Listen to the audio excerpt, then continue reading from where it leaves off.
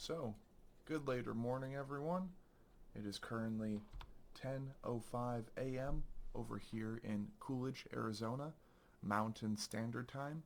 It is the 11th of November. At this moment in time, we have a session for the return of Paul Visser for Black Orchid Empire in session, or in storage.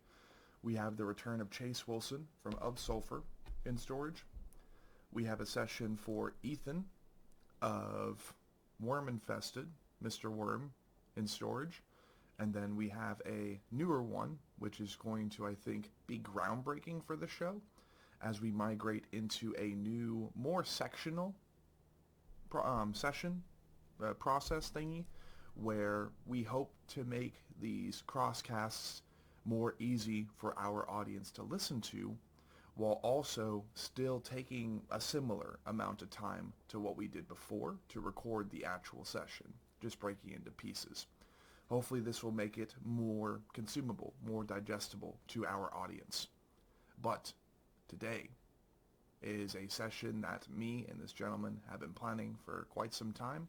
This would be Mr. Frog of GORT, but he's also, I do believe, Robbie. So, welcome. Welcome to the Crosscast, sir. Thank you, man. Thank you. You're welcome. Today, I do believe, racking and attempting to go back in time through various European sessions we've done, I do believe this is our first session with a band or project based in Belgium. Now, Hell yeah. I've before recognized that Belgium, or at least I was kind of told that it was more like a capital city or a bigger city in Germany. But as time has gone on, I've gotten the impression that it might be its own separate country. So let's go ahead and start with that part, right? Is it a city in Germany or is it an independent No, no, no. European? It is an independent country on its own. Well, It is okay, separate from different countries. okay, awesome. So in that case, we reach into another European country today.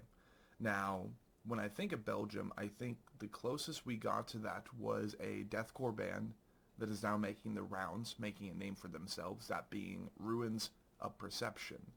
We ended up recording a session with them for their latest EP that they did through Seek and Strike, which was probably like one Mm. of the most just vibrant and pretty album covers or EP covers I had seen in a long time.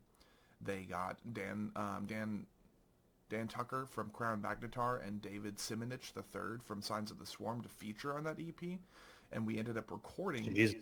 the crosscast with their guitarist. Now, it's been so long since I did record that crosscast, but what I do remember is that when we did record that session, which unfortunately I ended up disregarding because there was just radio silence for a couple months regarding finishing touches for the session. They never Mm. contacted me back. So I saw that as, okay, there have been people in the past who have worked with me and wanted me to react to their music, and then when it actually came to promoting the material or working with me for any finishing touches, they ghosted me as well. So unfortunately, I took a similar approach. That probably could have been a session that would have got us a little bit closer to Ruins of Perception, but in the end, I will admit I ended up disregarding that. And at the time, I had so many other sessions already recorded, and I had a lot of editing to do when I wasn't doing 2 jobs a day. And mind you, this was also in between getting evicted from a house and then moving into a brand new townhouse last minute.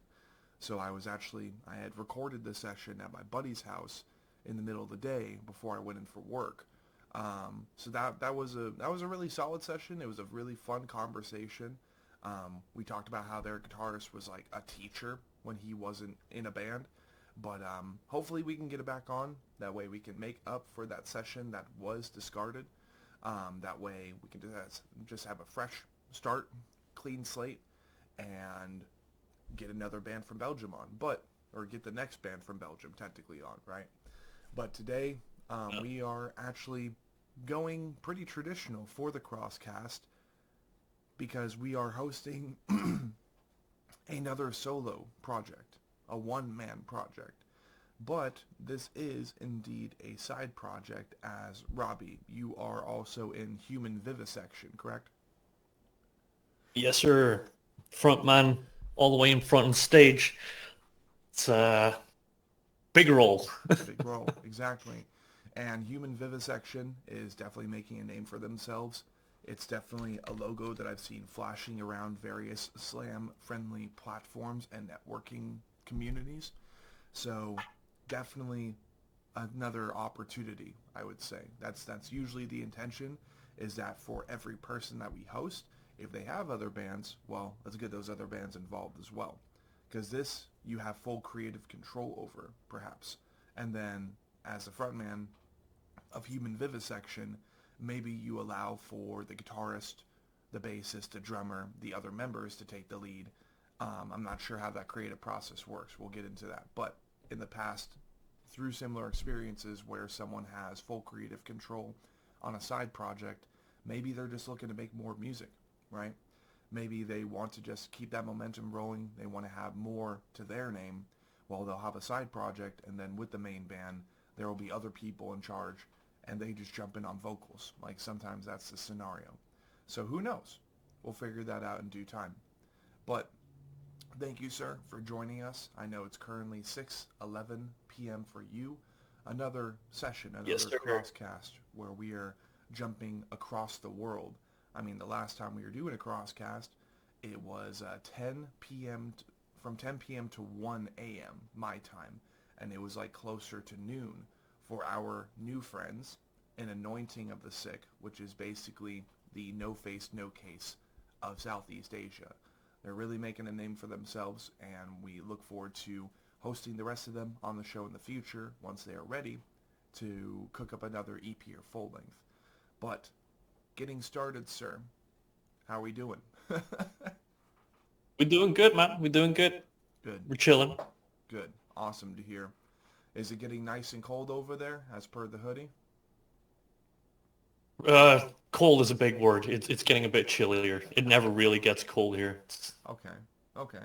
So maybe perhaps Belgium is one of those European territories where it doesn't get so dramatically cold this time of year that, over time you grow to hate it. Like, it's like, yeah, it's kind of crawling Yeah, in there. But absolutely. Absolutely, 100%. I wish it got a lot colder. I miss having snow. I can't remember the last time we had snow. It's crazy. interesting. Okay. Well, definitely a different territory over there in Europe because we've had people from the UK, we've had people from Germany, Czech, Prague, Norway, Sweden, a lot of those European nations, and of course the UK as well, because the United Kingdom is not Europe. But they always Uh, tell us that, like, yeah, I kind of hate how fucking cold it gets here. I'm like, well, fair enough. I wish it was cold here in Arizona. Like, to each their own. To each their own. Some people exactly. really hate that it does get cold somewhat here, and I don't get it. I love the cold. I like it a lot more than heat because when you're warm, you're just warm. You can't take off more clothes when you're naked. I mean, it's just fucked. Unless you decide to, I guess, peel some layers of flesh off of yourself, and you're like, oh man, True. it's a lot colder True. now. But today, like I said, guys, ladies and gentlemen, and everything possibly in between, our goal is to start doing more of these sectioned crosscasts. So this could be 3 parts. This could be 4 parts. But in each of those parts of the crosscast, our goal will be to kind of hone in on topics that do cater to the traditional formula. But then, of course, we're going to jump into different stuff, right? We're going to, between those 3 or 4 parts, do our best to have general topics that you guys can listen to. That way you guys can get to know someone and their perspective located over in Belgium, as well as get to know this new project, that being GORT, right? Um, they already have an EP out. This dude already has an album out, and apparently, as per the podcast, the Crosscast intro instrumental that you guys will hear when this session uploads, this dude decided to incorporate a riff from an upcoming album into the intro. So maybe that's the first thing we can talk about, right, before we get to know you a little bit more personally. because now we have like 6 or 7 different options, more or less, for artists all over the world in various subgenres to utilize.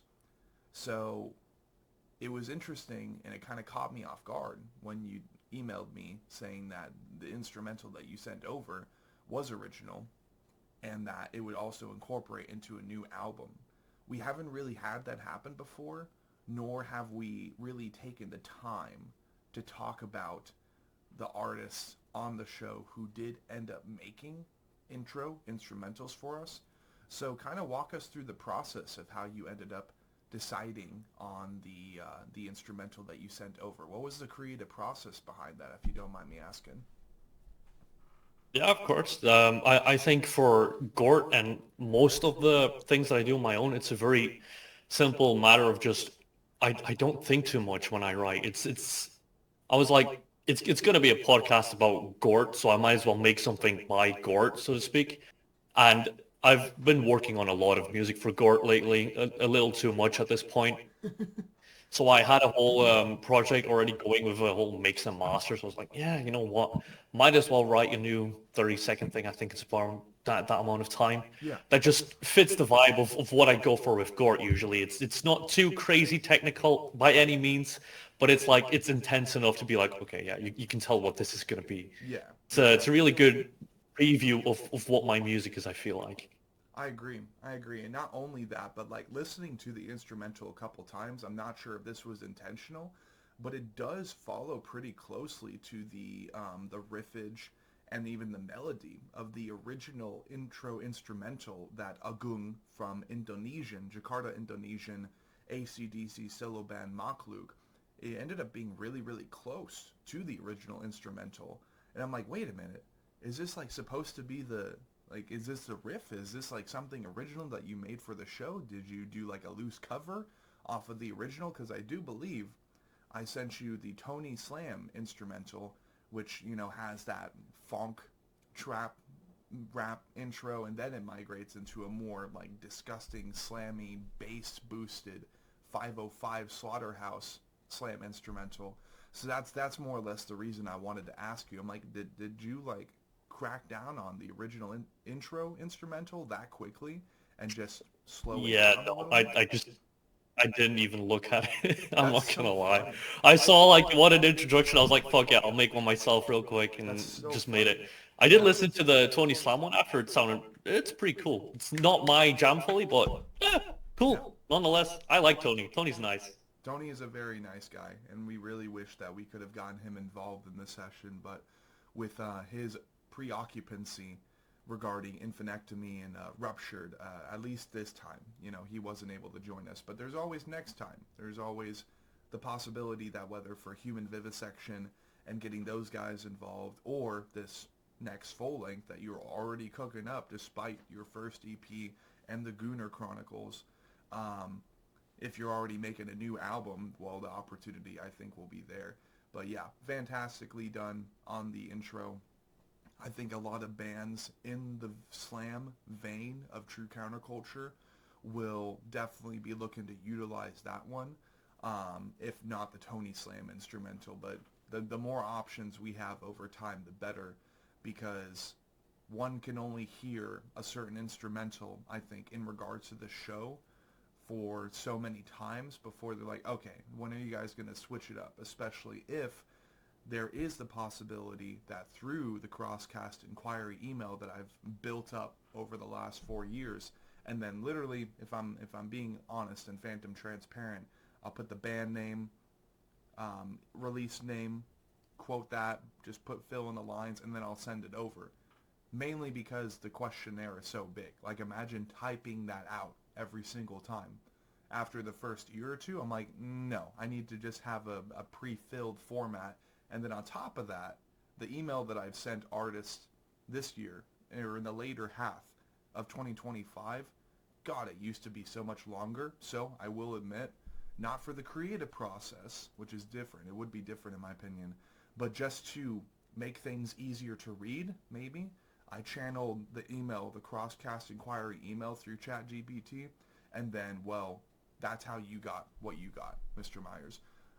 Before, oh my God, bands would immediately reply, yeah, we're going to need to take some time to look through all of this and to figure out if this is a good fit for us. And like, that's not really the response you want to start off with is, yeah, we need to take some time just to No, not review really, it. no. So, I'm glad I decided to utilize modern technology. And if not, even just messaging a friend and being like, is this email too long? Yeah, this email's too long. Okay, we're going to compact it. I just coffee filter that shit. And I don't know, maybe that's another thing we can talk about starting this crosscast, throwing a wrench in the machine, but not too much.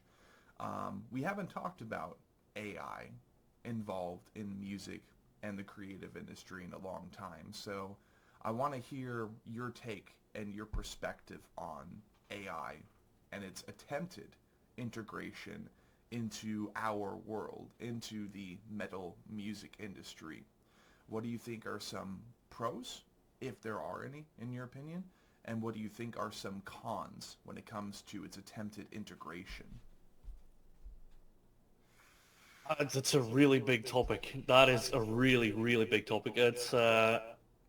I wouldn't say I'm 50-50 on it. I'd say I'm mostly against the use of AI for the musical part, at the very least. If it's the artwork, that's something I can kind of look past if the music is like fully homemade and it's actually good. But the thing is usually like the moment you have to start reaching for AI for your music and all that, and you're supposed to be a musical artist, well, it's usually just not good. It's usually pretty fucking shit regardless. AI or not, you're gonna sound like ass. Just hone in on the craft and then build yourself up to a certain point where you can say, "Ah, okay, Yeah. this may be amateur, but it's better than it used to be." And I think that's a big part of it. People are getting lazy with AI. That's the main thing I have against it. It's like, ooh, environment, blah blah blah. Sure, that's important too. But as an artist, or if I can call myself that at least, You can. Are from you that kidding me? perspective, it's like if you're gonna try to incorporate a new tool, learn a new instrument.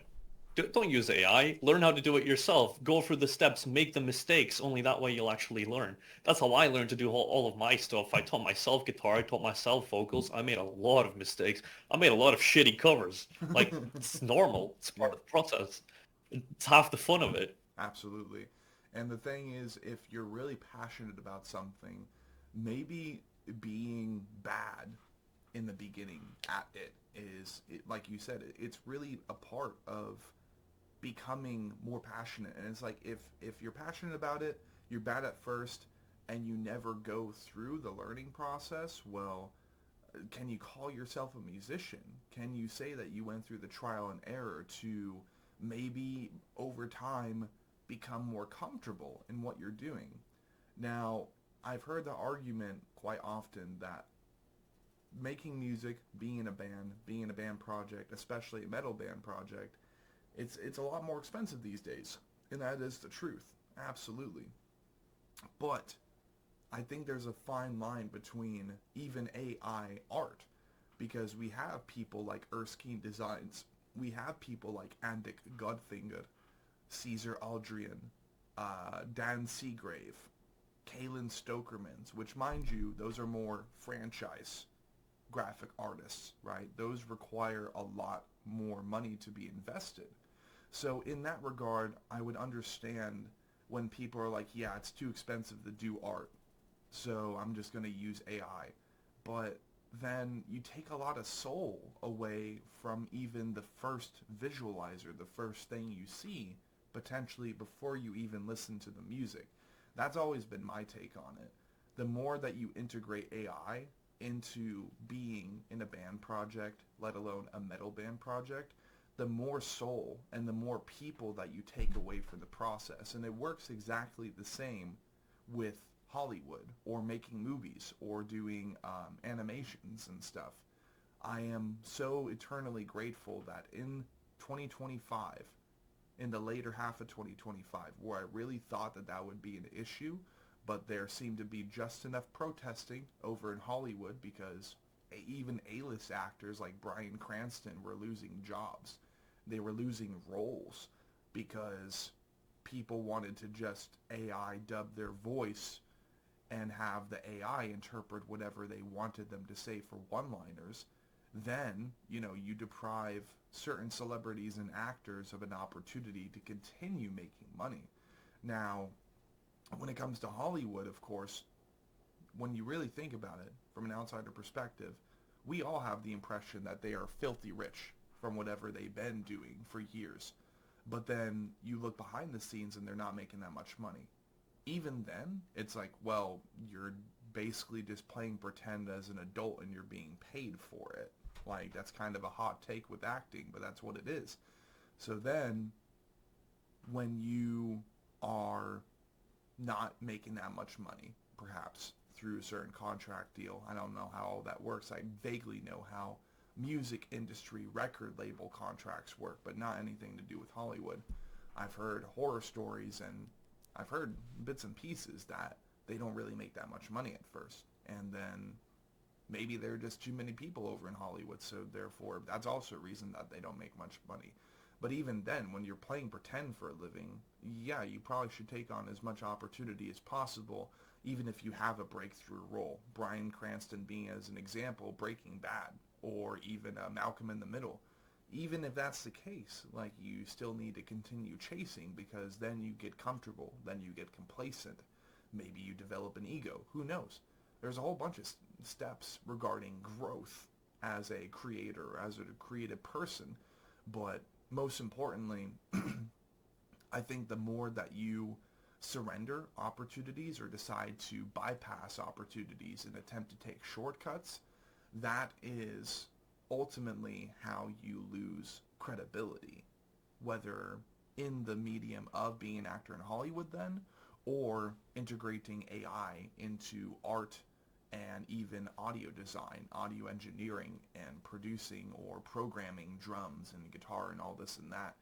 And that's why legends like Megadeth and Deicide they've fallen to the side for me now, because in Megadeth's self-titled album cycle now, their final album that they ever planned to release, absolutely they ended up doing AI to animate their mascot that they've been using for years now. And I'm like, that's a big turnoff for me, because that means that despite the legacy, despite all the history that this band has, they decided to just modernize. And that's what people tried to claim to be the positive take in integrating AI into art, is like, oh, this is just the times. Absolutely not.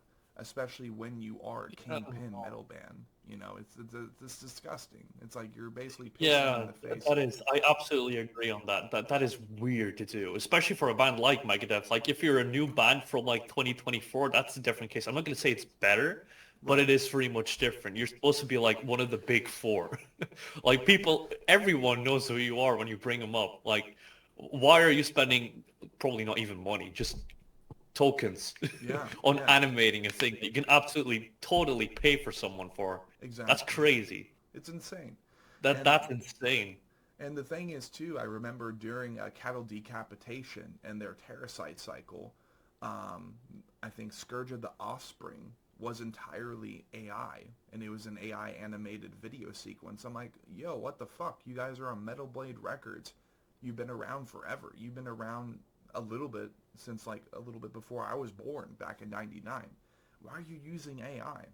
And from what I understood, their usage of AI to do the animated video that they did for Scourge of the Offspring was to, like, bring awareness to potential future dystopia. And like, oh, this is probably what will happen during dystopia. I'm like, well, the thing is, dystopia recognized in the 21st century in 2025 is more often than not EMPs that would make most technology, including AI, irrelevant, unless it was the AI that pulled some Skynet Terminator shit and then took over the planet.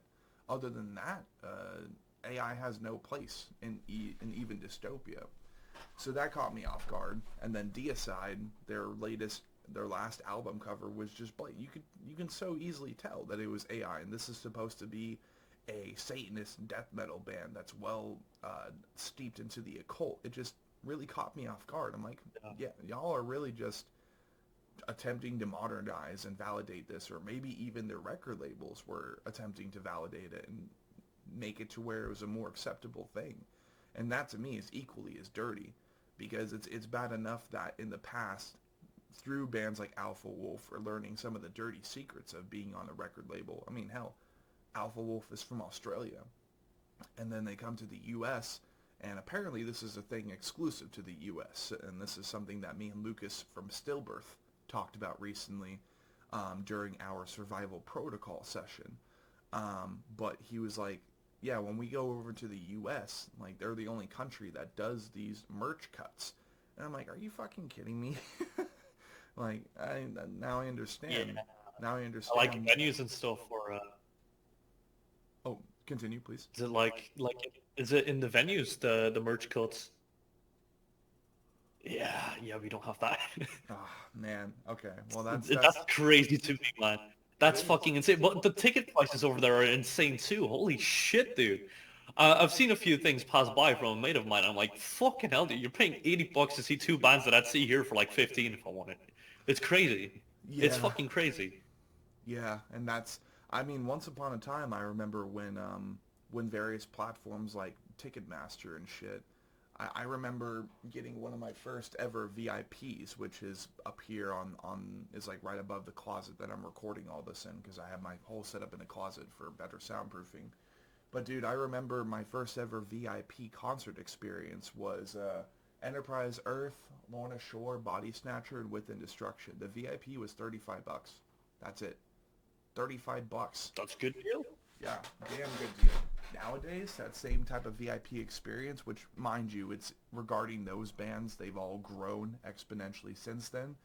So you would have to be a little bit more understanding with it. But still, like, even general admission pit tickets for Lorna Shore now is like 150. I'm like, well, I guess that's an unreachable band now.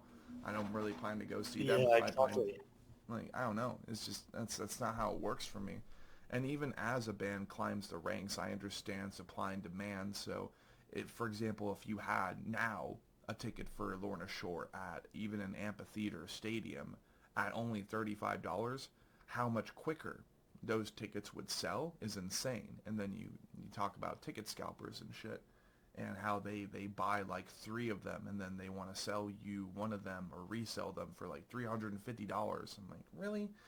But that is the industry now, unfortunately. So I definitely reminisce back to 2019, 2018, when even VIPs were only $35. But unfortunately, as time goes on, the great eternal music machine will just keep cranking, and people involved in the higher tiers of it will always try to make an excuse to start skyrocketing shit, and there's not really anything anyone can do about it unless they don't want to go to those shows.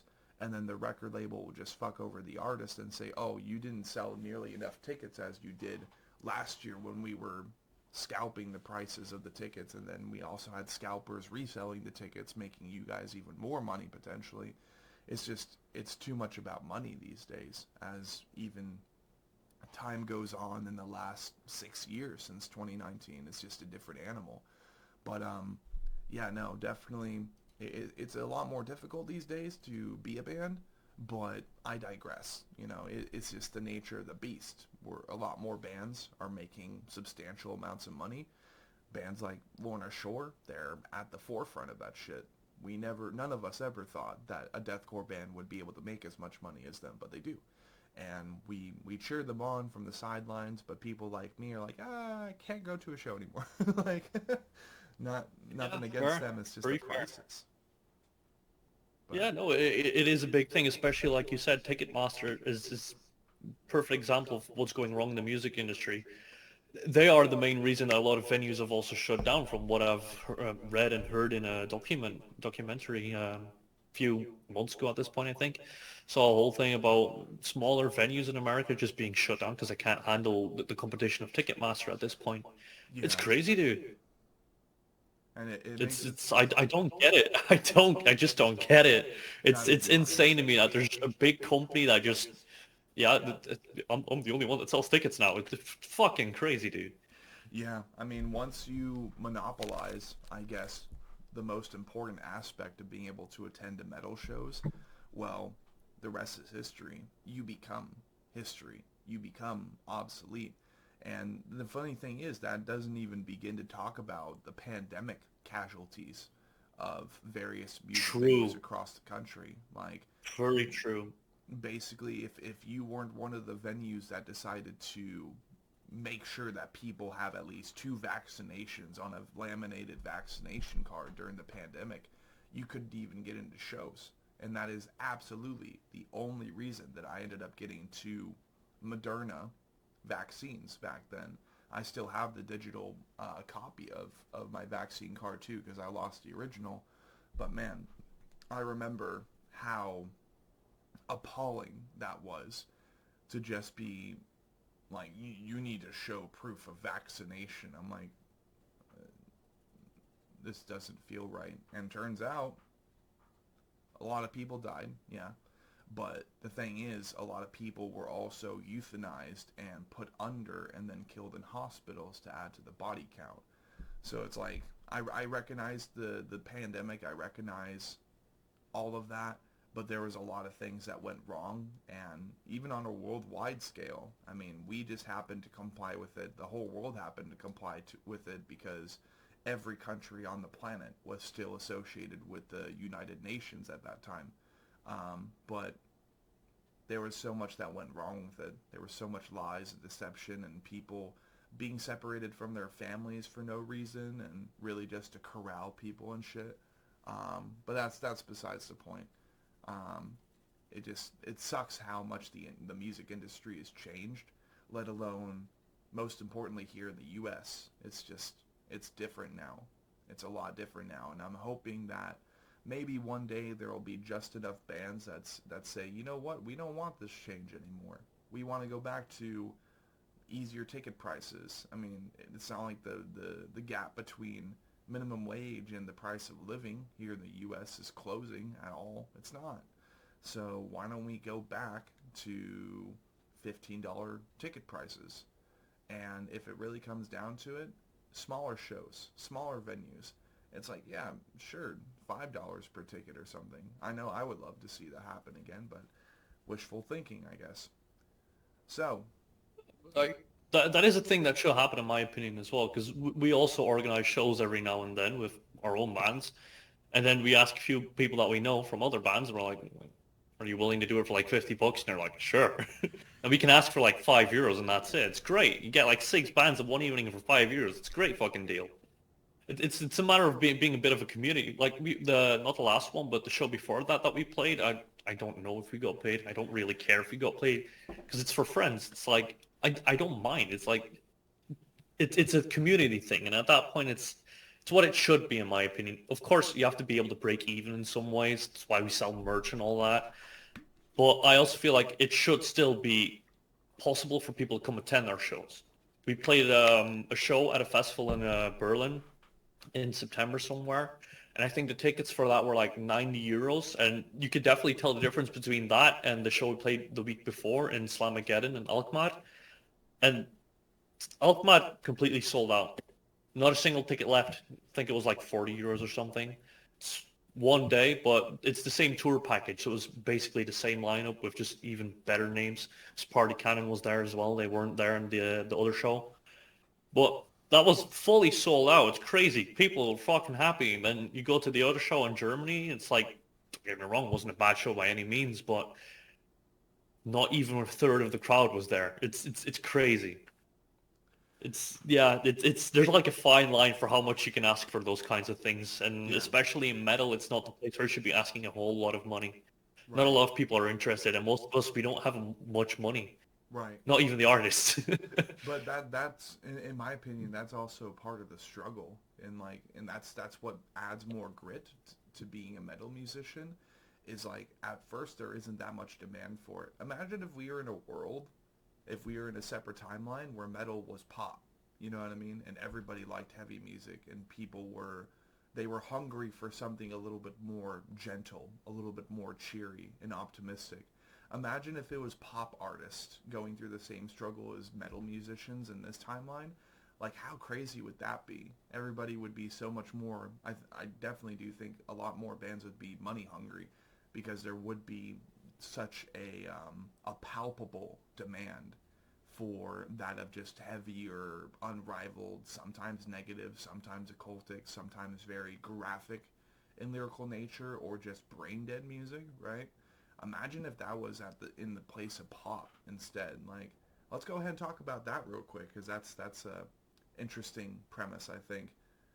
How much different in industry perspective do you think it would be if metal was the leading genre of the world? I think it'd be fucking horrible to be a metal musician. I'm not gonna lie. I think it's already hard enough nowadays because of the whole social media bullshit you have to do. I I post a lot for GORT. I'm not gonna say I put a lot of effort into all of it, but I do try and film every week so I have consistency in my posts and all that. But I Right. need to have consistency in my posts because I have no reach otherwise. There's so many fucking bands nowadays because of stuff like DistroKid. And don't get me wrong, it's not to bash anything like DistroKid or CD Baby. Great. I fucking love that we can all make our own music. It's amazing. But the problem with that is like there's oversaturation of every genre. There's so many bands, and I hate to say it, but a lot of them are fucking shit. A lot of people are just throwing away money to be like, I'm in a band, and then it's like they don't put effort in. It's not to say that you need to be 100% in every project or band, of course. Like you need to have fun as well. Like totally get that. I'm the same. I have silly projects like that too. But at the same time, it's like because of that influx of newer musicians and the whole social media things, especially since the pandemic, like you brought up earlier, that is a really big thing. We used to sell a lot of things at shows before the pandemic. Pandemic hits, no more shows, no more shit selling. It's crazy. It's fucking insane to me. It's such a switch, and I have to admit, like me personally, I haven't been that much in the live scene yet. I've only since like I think 2.5 years now I've been playing live shows and all that. Most of that has been just learning a lot of stuff and not playing metal at all first. But it is still strange to see the difference between what shows were like around 2019 towards in comparison with what they're like 2023. It's ticket prices going up like crazy. Merch. Why the fuck is a hoodie 60 euros? I don't fucking get it. I really don't fucking get it. It's crazy to me. Yeah, So absolutely. it's yeah, I really don't get it because like at this point I'm at a point with the bands where I'm also managing I'm also part of the whole merch stuff, so I know more of what's going on, what everything costs because I sell my own merch now. You shouldn't be asking 60 fucking euros for a hoodie. That's insane margins. You're making like double profit. That's crazy to me. Yeah, I mean, yeah, it is getting more expensive. Shipping fucking sucks nowadays. We can't even send anything to the USA anymore since the tariffs. We haven't been able to for 3 months. It's fucking annoying, but yeah, at the same time, that's not going to make me ask for money for a fucking CD. A CD is just a CD. I'm still going to pay the same amount. yeah, yeah, absolutely. Yeah, I don't get it, man. I don't get it. It's like you said. It's a lot of like trying to skyrocket prices and to try and make as big of a margin as possible. See how far people are willing to go, and sadly, it's very far. A Yeah, lot of people are willing to go very far, and it's a real shame. yeah. No, I agree. And I think like when you're talking about stuff like tariffs, because I know the U.S. Me being an American and me being like a loose patriot, I try not to make it so just like I'm all for America all the time. But basically, my take on the tariffs and stuff briefly is that like we've just been over here in the U.S. ripped off by a lot of, and it's not the people, it's the people in charge, right? So wanted to make that very, very clear. Has nothing to do with society, has nothing to do with the common masses of these various countries, but the people in charge, from an economic perspective, whether it was World War One, World War Two, Vietnam, all the wars that we've been in, it seems that they wanted us to like basically say sorry for multiple decades by allowing them to ship in their product, but like when we want to ship internationally or distribute internationally, and this is mass scale, right? We're talking about infrastructure, we're talking about architecture and infrastructure and shit. Um, it seems that they wanted us to pay them like triple what they have to pay us to have our product distributed worldwide. So, in my opinion, the tariffs, it's kind of like being in a bad relationship where you're sending, like, you're the U.S., right? You're the U.S. side of that partnership. And maybe you have someone who is long distance and what they want to claim is that you don't love them unless you're willing to go above and beyond and send them triple the amount of flowers and chocolates, or even just sending them money. And then the moment you're like, hey, I'm actually losing a lot. I thought this was like a 50-50 thing. I thought we were partners in this. They're like, oh, well, you're being manipulative and gaslighting and narcissistic and all that shit. You go down that rabbit hole, and eventually you're just peer pressured into continuing to send more than what you should be overseas.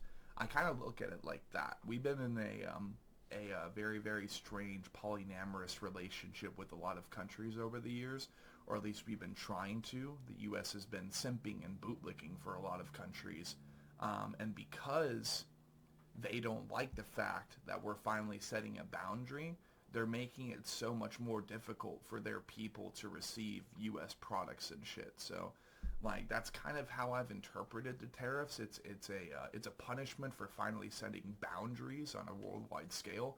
But what's nice is that countries like Japan are investing hella into us. Like, I think upwards of tens of billions of dollars, whether buying our jets or bringing certain car dealerships that were originally known to be Korean, Japanese, Chinese, as far as their manufacturers.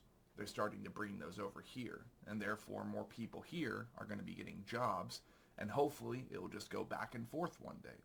Hopefully it will continue to be a mutually beneficial process of, hey, you finally paid me back. Thank you. I think I love you now. Let's go ahead and start like making more money, and then, start fornicating or whatever once we get a little bit more comfortable. That's kind of how I've understood the tariffs and shit. So of course we're feeling Yeah. we're feeling the repercussions of that right now. But I think within the next year or so, as long as other countries discover logical solutions to these tariffs, I think we'll all be able to get goods and product shipped overseas and stuff a lot easier in the future. Or I really, really hope that that's the case, because otherwise, well, we're making a bad move and we're hurting our economy right now. So let's go ahead then, and jumping from more casual topics, let's get to know Mr. Robbie Meyers, Mr. Frog. So this will be part one, and this will be part two. Welcome all to the Anatomy Crosscast, and I do believe what will be episode 109, if not 110, which ironically, very, very close to the date. So maybe it's going to be 111 on the 11th of November. We'll see. A lot of ones, right? And in this part, what I want to do, Mr. Robbie Meyers, is as per tradition, right? Getting us a little bit more warmed up with some first date commentary, questions, bouncing back and forth on topics. Now I want to get to know you personally, sir. So if you could do me a favor and go ahead and tell the audience what you do for GORT, maybe as well as what you do for human vivisection, and tell us your name, tell us the country that you were born and raised in, or maybe even the city in the country that you were born and raised in, and then we'll go from there, sir. Yeah, I'm just Robbies Meyers. It's a pleasure to be here, of course. And I'm born and raised in Bale in Belgium. Small town, nothing too crazy, nothing much to see there. Right now I live in Hasselt, which is a bigger city. It's more to do here, more people around. They're also more involved in an actual metal scene, so it's nice. As for GORT, I do everything. I write, record, mix, master, guitar, bass, drums, well, program drums, so it doesn't really count, but everything. Artwork sometimes. Nowadays I'm just getting them made by other people. It's a lot easier and a lot more professional. It's not as silly. As for human vivisection, I just do vocals there. I manage social media every now and then, but it's mostly just doing vocals. Good stuff. Thank you, sir, for your then elementary level introduction. That way, we have a more casual means of getting to know the person we're talking to today. Now, I will go ahead and give you as much time as you need, and chances are this will be majority of part two of today's crosscast. Take us all the way back to when you first got into music, everything relevant along the way, former band projects, predating possibly that of Human Vivisection and GORT alike.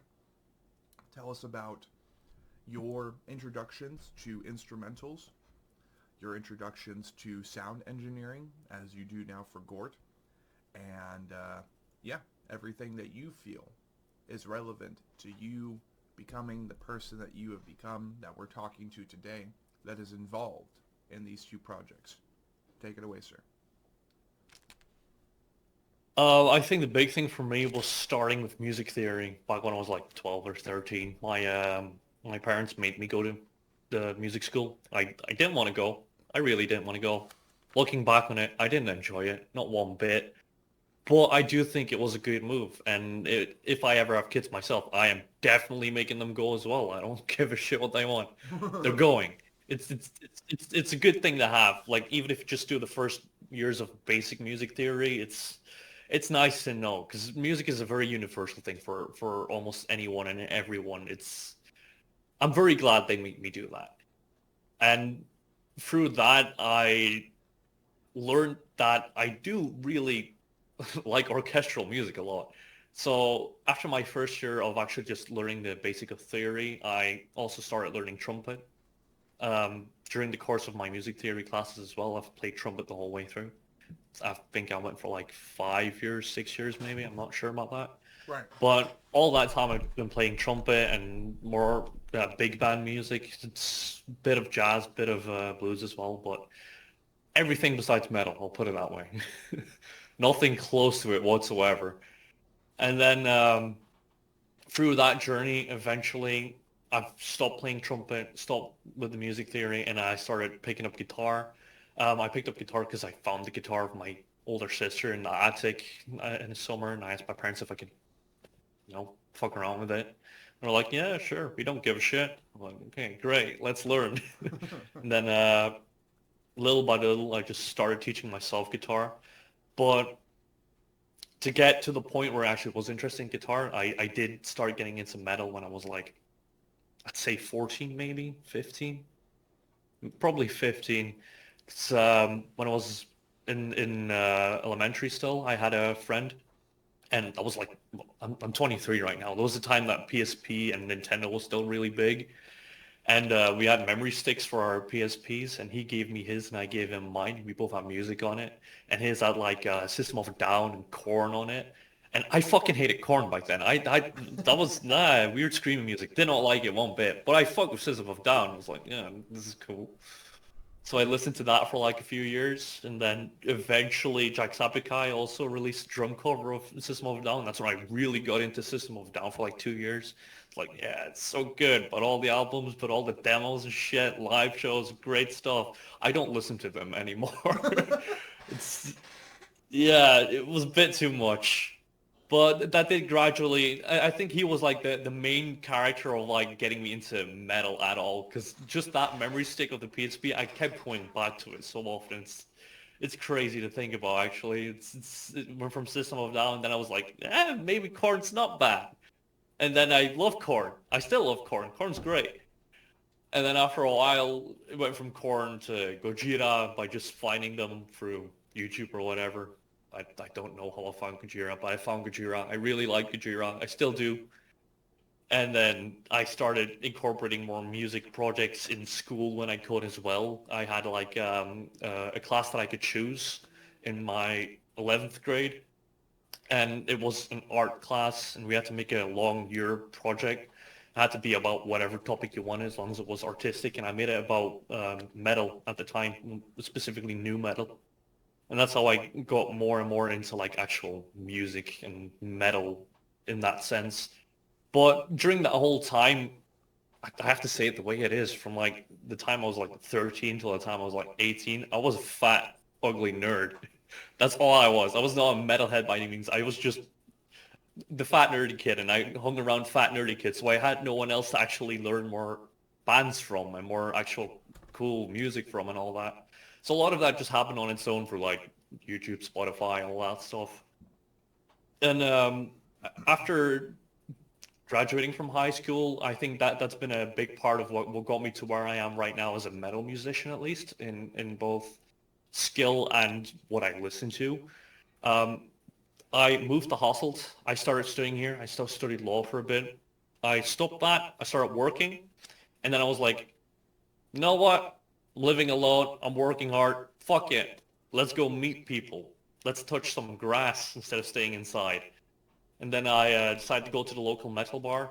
And I think on the second time that I went, I met Cedric, who's one of the guitarists for Human Vivisection. Okay. And we hit off pretty well. It was really nice. He introduced me to one of his projects, Bichectomy, and I was like, dude, holy shit, this is so fucking good. That was my first introduction to slam. That was, what the fuck, dude? Super underground, but it's so good. Even now, I still listen to that first demo. I'm like, Jesus Christ. And that's cool. And then, Like, yeah, not many yeah, people, I think, would end up getting involved or like get associated with the genre they're currently contributing to through that of a personal project through a friend. Like that's I haven't heard that one before, but that's really cool. That's really charming. yeah. Look, I can't say enough good things about the guy. I love him. He's great. He really got me into a lot of things, and he's helped me through a lot of the music endeavors as well. Okay. As for the whole sound engineer thing and mixing and mastering, the whole reason I even learned to do that is also because of him, because he also does his own stuff. He also does mixing and mastering a lot better than I do, might I say. But it's like the dude's really inspiring. I'll put it that way. Yeah. He really is someone I do look up to. Hell yeah. No, I love that. So you said what's the name of that original project that your friend that said Bitchectomy. you said witchectomy or bitchectomy? Bitchectomy. Yeah, Okay. Interesting. bitchectomy. So Yeah, never it's worth checking out, definitely. absolutely. No, I'd love to check that out. Maybe we can do that next time with like a human vivisection crosscast and just like listen to the demo, and that's the first thing we do right after Oh the yeah. intro. I think that could be really really fun. But that's cool. That's awesome. So you ended up then. You weren't like too into the heavier genres at first. You first got into System of a Down. Weren't really into Korn at first. Got into Korn later. Now you've kind of left System of a Down behind just for whatever reason. It just happens. People change over time, and that's okay. Not only that, but they haven't released music in a long time, so that probably True, doesn't. true. They only had those two singles a few years ago, but that's about it. That's about it. So then, keeping that in mind, you weren't able to exactly network. That wasn't your first experience. You didn't network with anyone, not at first, because you were more or less like with the D&D guys. You were with the guys who probably were more likely to do Magic the Gathering or D&D than being in a metal band. Yeah. And I mean, I can only imagine, though, that maybe at that time that ended up getting you into a lot of like pop culture phenomenon or something like that. Like maybe you were jumping into Magic the Gathering or D&D sessions or something similar. Not really. What we usually did, we usually went for like really niche things that were just that seemed interesting to us, like learning to lockpick. Something really like super niche was like, ah, it seems cool. Let's pick up a little set and figure it out. And I can lockpick now. I'm not great at it or whatever, but I do have it. It's a good skill to have if you need it. Yeah. It was weird times. We did weird things. We played chess at lunch. It's like, what 16-year-old goes sit outside to play chess at lunch? It's, yeah, no. So And, I at don't the end know. of the day, it was still the time of like the fidget spinners and bottle flips and all that. We did all the cringe shit too. We did it too. Love it. Love It's, it. yeah, no, it was weird. Well, I mean, I think honestly, I did get in touch with Magic the Gathering, but I never fully got into it. It was right, too right. much thinking. I'm not great at strategy games. Fair enough. Now, I mean, honestly though, sometimes being forced and like not being forced, but unintentionally getting involved in other cultures, I'm sure, and like you're already a nerd. I could tell. I'm a nerd too. Like I'm basically just a nerd about metal, and when I'm not a nerd about metal, I'm a nerd about One Piece or Star Wars or shit like that. Sometimes getting in touch with those alternate sides of you that maybe now looking back, you're like, why the fuck did I do that? Maybe that ends up adding a little bit more spice and flair, an authentic spice and flair to what you're doing now, I would say. Um, so yeah, I mean, it all happened for a reason, and if you haven't found the reason for why that happened, you will one day, I'm sure. But later on, Absolutely. later on, you graduated from high school, and then you met Cedric at a metal bar.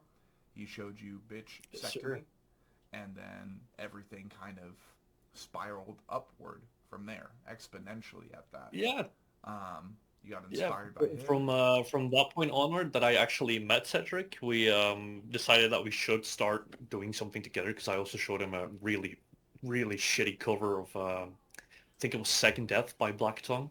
Mm, I was by no means a good vocalist at that point, but there were some parts that were like, it's okay, it's yeah, passable. like he could see the potential. But I showed that to him. I showed that to him, and he was like, "Dude, these really lows, they're great. You should really practice." And I was like, "I appreciate it. That's the first compliment I've ever gotten of anything because I haven't shown anything to anyone at that point ever before." So that was in one go like, okay, I'm showing this to someone that I don't know, and I'm also like getting praise that it's actually not that bad, which is more than I expected, frankly, because it really wasn't that good. As time went on, I eventually got involved with some thrash metal project. I don't remember if I had a name or not. I doubt it. Was only involved for like 2 or 3 months as the vocalist. Um, was in Leuven, so I had to go like an hour with the train to get there, and then an hour back as well. Wasn't really worth the effort looking back on it, but it was a first experience, you know. And I showed up, and the songs were pretty alright for thrash metal, but I started doing vocals and it's thrash metal, so that didn't really work out that long. I was a bit too intense. I see. Um, Departed from that. Um, I think it took a few months at least, and then I started my first own project, which was Exterminate, Dismember, Annihilate. Um, I wouldn't know what to call that, frankly. I, I have no clue. Deathcore-ish, bit of slam in there too. It wasn't good. It really wasn't good. It was a start. I'll put it that way. It was a start. And that's a And moment. when EDA started being a thing, I started involving other people as well to actually make it a band kind of thing. Eventually ended up just being a two-piece. And then one show we had another guitarist as well, but that was only one show. After a while of working on EDA, making songs and all of that, I also started Hersendod, which is just brain dead in English.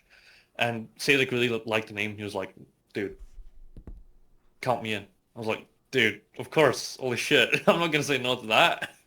And so we started Hersendod together. Um, both the projects didn't play a lot of shows. First show for both projects was at the same evening. So we started with EDA, just I think like seven or something probably. And then after that we played with Hessenode immediately. So I was just on stage twice in a row for the first time ever. I was shitting my pants, I'm not gonna lie. I did not feel comfortable on stage.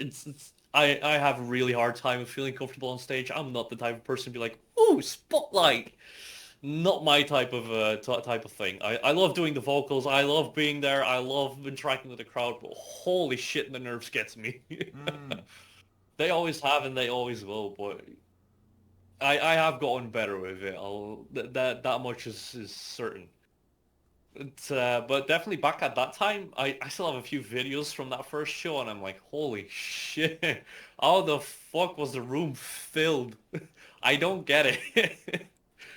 But we had our first show then with both projects, and I think we played two more shows with EDA, twice in the same venue, and then one other one with Hessendold as well, also in the same venue. So we didn't really reach far with any of it.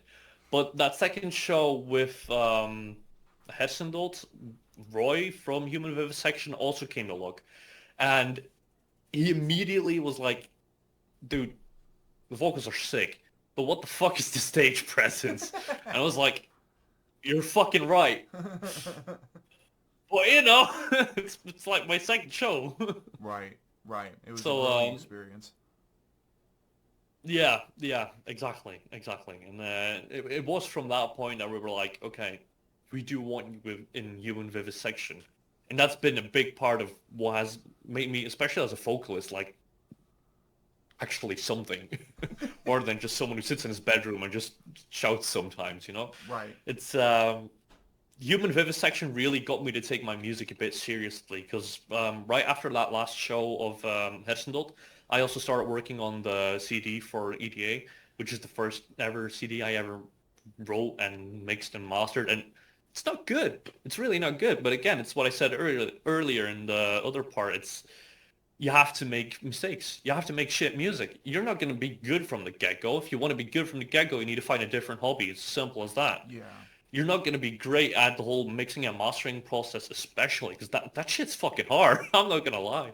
It's tough. It is tough, and you learn the hard way usually. It's a lot of listening. It's a lot of figuring it out as you go. There's 7,000 fucking tutorials all over the internet, Right. and 9,000 of those 7,000 are fucking shit. It's maybe like two you can find every now and then that are like somewhat decent. Like URM Academy has a few good tips. But that's what it is. It's a few good tips. Not every EQ bus is going to sound good on your guitar. Your guitar sounds different. It's all like figuring it out as you go. That's half the fun of it, of course. But it's like if I now put in that CD of that first EP that I ever made, I'm like, whew, there's some cool riffs, but shit, that sucks. The guitar, fine. Bass, where the fuck is it? I have no clue. Yeah. Drums, they're ass. They weren't even programmed well. They were just, I think they were like pre-programmed as well, so I didn't even program them myself, so they really don't fit that well. Yeah. And I think that is the big beauty of like a lot of the journey in music and well, anything of course, but especially for me it's music because that's been the most consistent thing in my life. It's looking from what I started with, especially in metal, like EDA and that other one project that I did that I don't remember the name of in thrash, compared to what I make now for GORT, for example. That's day and night. That is absolutely crazy. It's fun to look back on and to have that backlog. Yeah, but EDA released. Then around the time that EDA released, I became an official member of Human Vivisection. We started practicing and started doing our first shows together. First two were not good. They were really not good. Um, I think the third show was back in Hasselt in my hometown. That one was not horrible. And I think from there on out, it just started going smoothly up. And especially this year, I've definitely, on my part, gotten a lot better at what I do for Human Vivisection. So Yeah. that's at least very positive. And Yeah. ever since the shows from Human Vivisection 2024, we played the last one in August. That was Death Feast, and that was the first time I saw Girl Slug live. I really like Girl Slug, and at that point I was like, you know what? Fuck it. I'm gonna cover Girl Slug, and I covered Hacksaw Surgery. And after covering that, the mix that I made for that and everything, that became what GORT is now. GORT was just supposed to be like, yeah, fuck it. I have some time. Yeah. We're not playing Human Vivisection right now. I'll just make a silly little project. Yeah. No, it's And now awesome. like 20,000 people total have heard the whole thing. It's fucking crazy. Yeah. I still don't get it. Well, I think it really does play hand in hand with that idea of continuing momentum. And what I mean by that is Absolutely. the more you're doing homework, and even if it's just homework looking back, hell, some of the first major efforts by GORT in a couple years, you'll look back and be like, yeah, that was cool, but I'm doing something better now, or I feel more confident in what I'm doing now. At the very least, all of the musicians that I've ever hosted on this show in the last 4 years, they've at least been through that homework, trial, and error process. Maybe they become a band that's really, really confident in what they do. Or they're a band that is never confident in what they do, but people still like it. They continue moving forward. They continue releasing what they think to be better material, or material that captures the moment, that time lapse, the time capsule in reference to the year that they released that music. Just like, okay, this is what we were writing in the last year, right? It's one of those two.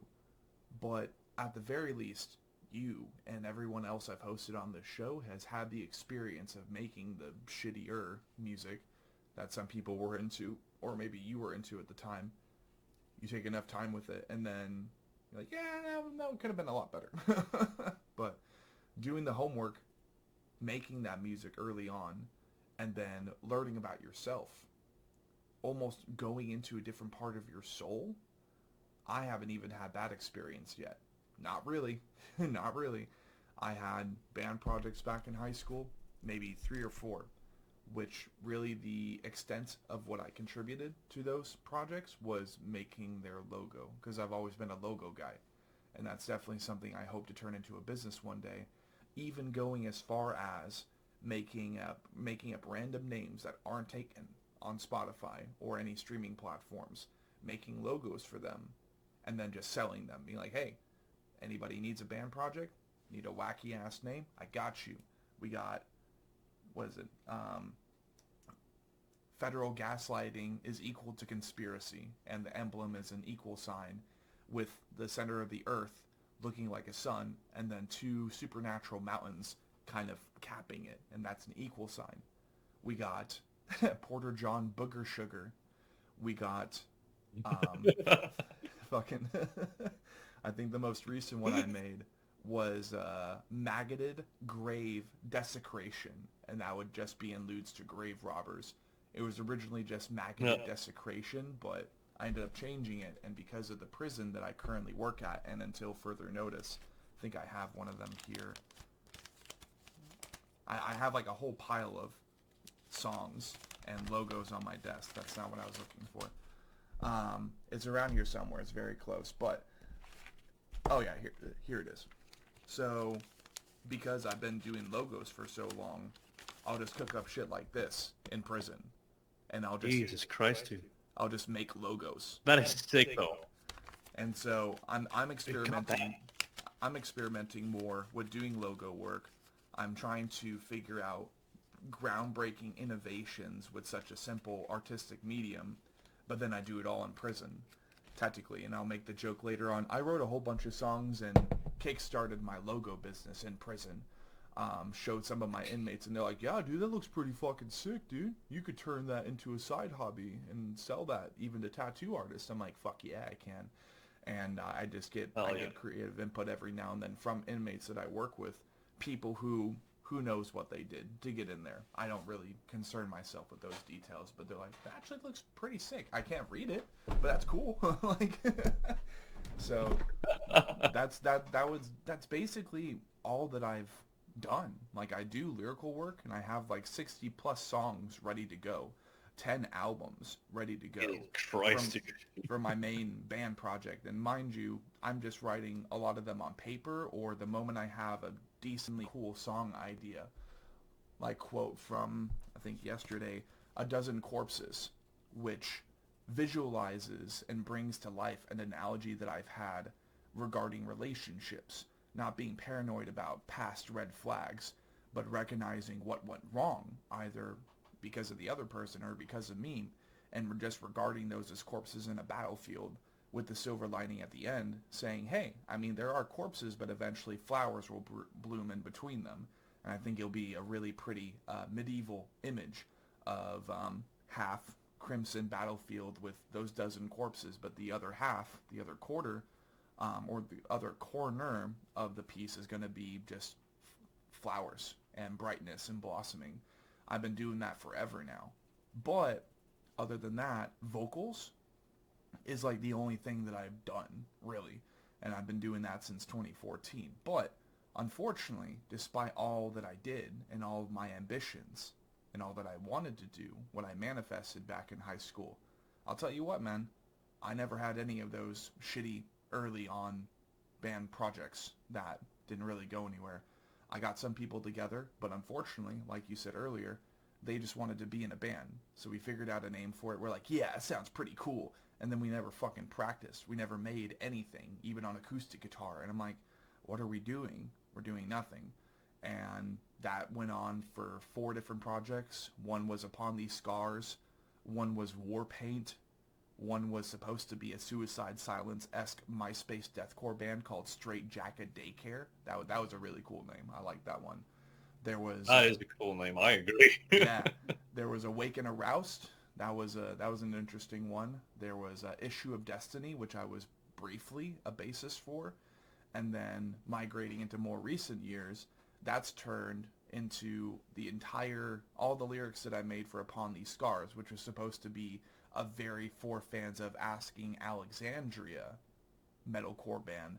That then turned into my current project, which is Blind Without Our Failures. It's a statement. It's a first, middle, and last name, almost like a Spanish name or something. But you could just call it Blind in the future, and that's how the marketing will go. Is we got the Blind Initiation, which that's the fan base, but then Blind Without Our Failures, that's the full name. That's like the federal government name for the project, and that's where the 60 songs are now being hosted. But I never went through never went through the homework shitty band project part of the process, and I really just don't. I really hope that doesn't poke through with the first EP or the first album for this project. I really hope it doesn't poke through, but ultimately, I think people will be able to hear that I had certain melodies ready in my head because I didn't have consistent musicians. I'm like, okay, so I don't really know how to play any of these instruments. I don't have all these instruments. I don't have the software to record all these instruments, but I can imagine the silhouettes of the non-existing members right now and me in rain or in the shadowy fog of a wilderness where the only lighting that is relevant is lighting just enough where you can see our silhouettes dancing through it, kind of like the Shadow of Intent Malediction music video, something similar to that. But that's it. All I have is those music videos, seeing those silhouettes, thinking, okay, so I'd love to have the breakdown for this song kind of sound like Spite or kind of sound like Ingested, and then go from there, build around that. And therefore I have all these music videos dancing around in my head, but vocals, graphic arts, and lyricism is kind of the one thing I got covered. I want to be a bassist, but no. I was purchased and gifted a bassist or a bass guitar, an Ibanez 4-string, and because I wasn't really familiar with how to play a bass guitar through my computer and listen to it properly and then record it through Reaper, well, I never really got into it. So I'm like, am I just meant to be a singer, or is that a douche take? Like, that's kind of the crossroads I'm at right now. But ultimately, the goal has always been to become a combination of Fieldy and Jonathan Davis from Korn, where I can do the vocals, but I can also slap the bass at the same time, very similar to Blake Mullins of Disembodied Tyrant, in which Disembodied Tyrant, a band that we've hosted on the show, I think has skyrocketed because of that mechanic alone. That when the frontman can also do guitars as regularly as Blake does, and he's still able to just do everything perfectly, well, of course it's going to garner more attention. So, I mean, my brother. I think a lot of Disembodied Tyrant hype is also just like, they make really fucking good music. They do. That's another level, man. Like, holy shit. I'm not a big fan of modern deathcore, I have to admit that, but whew, Yeah. Jesus Christ. I listen to those guys sometimes and I'm like, oh, fuck me. Yeah. That's how you do it, man. Yeah.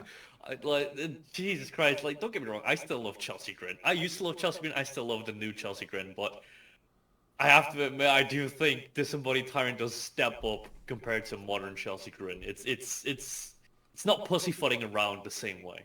Yeah. They're being very, very nice. Same with Lorna Shore. Lorna Shore is good in what it does, but Lorna Shore is like, we're Lorna Shore, here's our box, we're being nice, we're doing the symphonic thing again. It's like, Yeah. dude, just be fucking angry for a minute. Make it technical. Don't just do your 4 sweeps that you always do. Just please, for the love of God, try something different. And I think that is what makes Disembodied Tyrant and Synestia as well really stand out in the symphonic deathcore scene. It's like, it's really fucking good. It's different. It's nice. It's the same thing with, what are they called? Lashania Row? The guys who do the dentist thing. Really fucking cool. Really good music. Very technical. It's cool shit. Killer vocals too. Yes. Oh, absolutely. Insane. It's like, you can not just stick to one thing and hope it's going to work out for the rest of the time. And I think that is a big thing where a lot of big bands go wrong. Absolutely. I think Signs of the Swarm in that regard is probably one of the best ones too right now, because they've been really, really technical while also adapting their stoner personalities into the music and therefore balancing it out every now and then with ambience. I haven't even listened to the entirety of the new record because as a clickbait-ass YouTuber, I've been suppressing myself from most of the franchise catalog of this year. I think the only like top charter metal album I've listened to this year was Architects. The Sky, the Earth, and All in Between. That was the best Architects record I've ever heard. Combines everything I wanted from Holy Hell and then mixes in stuff from For Those That Wish to Exist and the shitty parts, which, if I'm being honest, I thought most of for Classic Symptom, pardon me, the album Classic Symptoms of a Broken Spirit, which they released just a year after For Those That Wish to Exist, shittiest album they've ever written. I could not get attached to it. But it introduced this new, like, almost 9-inch nails electronic infusement that then they brought into The Sky, the Earth, and All in Between, and therefore their last three records they smashed into one, brought the best pieces of each, and then brought back the heavy, and I was really, really into that. So then for the Earth, the Sky, and All in Between by Architects, Ginger's Duel, which was compared to even Macro back in 2019. It just didn't feel the same. It really didn't. Green Serpent is probably the only song I liked off of that. Spearbox's Tsunami Sea, though, that was fucking awesome. That was a good one. And then Traders and their newest album, Phobias, after 6 years since Repentant back in 2019, they finally dropped Phobias. Listen to that. That was really cool. But there are, if I'm being honest, there are probably a couple dozen records that I still haven't listened to this year because I'm trying to contain it and go into it blind for my main platform. So here's to listening to all those records, including that new Spite, new Dayseeker, new Fit for a King, Landmarks, Novelists, and plenty of other bands. There's so many other bands, and there's at least 5 new albums out every Friday. So I'm like, fuck! That's besides the point. True. It goes to speak and bring validity and substance to what you were saying before, in which there's always just so much fucking music. It's hard to keep up. It's hard to keep up unless you decide to sacrifice and compromise the opportunity, in my situation, of potential monetization through a Patreon, and we're not even talking about editing. When you're working at a prison, you don't really have the time to edit full album listening sessions, let alone 3, 4, 5, 6. Like, it just stacks up so quickly. And that's not even talking about the show. Like, we're doing as much shit as possible to wrap up the year, but this shit's hard. This shit's hard to do when I'm not working and don't have access to my phone because I have to leave it at home. But that's besides the point. So we were getting more or less finished up with your story, getting started with GORT after being inspired by Guttural Slug, playing with them or going to see them live, doing a cover, and then wanting to do GORT. And then, you've been a part of Human Vivisection for a long time.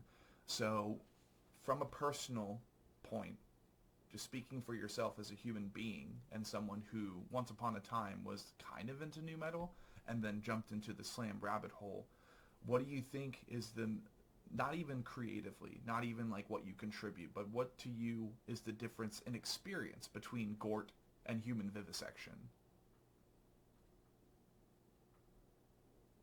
I think you're going to have to rephrase that because I'm not sure what you're trying to ask for the experience part of it. Right.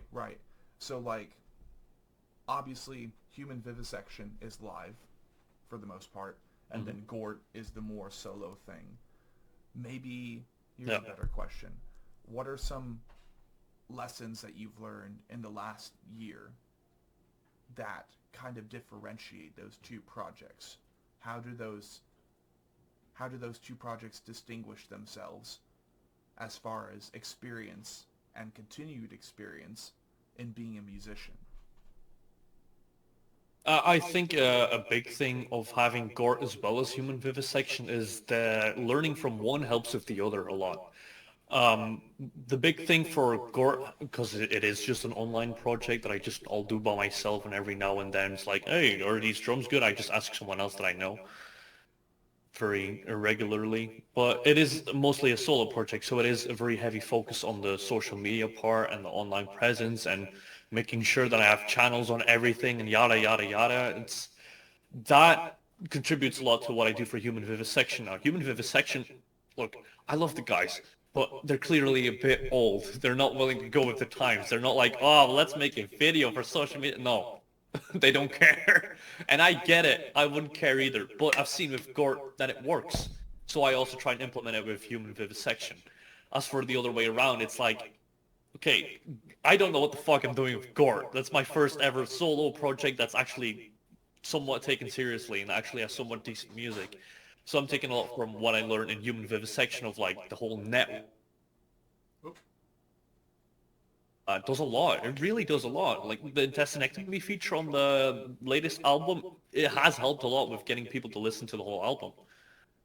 It's things like that. You just learn one from one thing, apply it to the other, and the other way around. It's yeah. I think they're both great tools to help each other out. On another note too. It's always cool to hear that artists that we hosted not too long ago were involved, and there was like an unintentional slingshot then.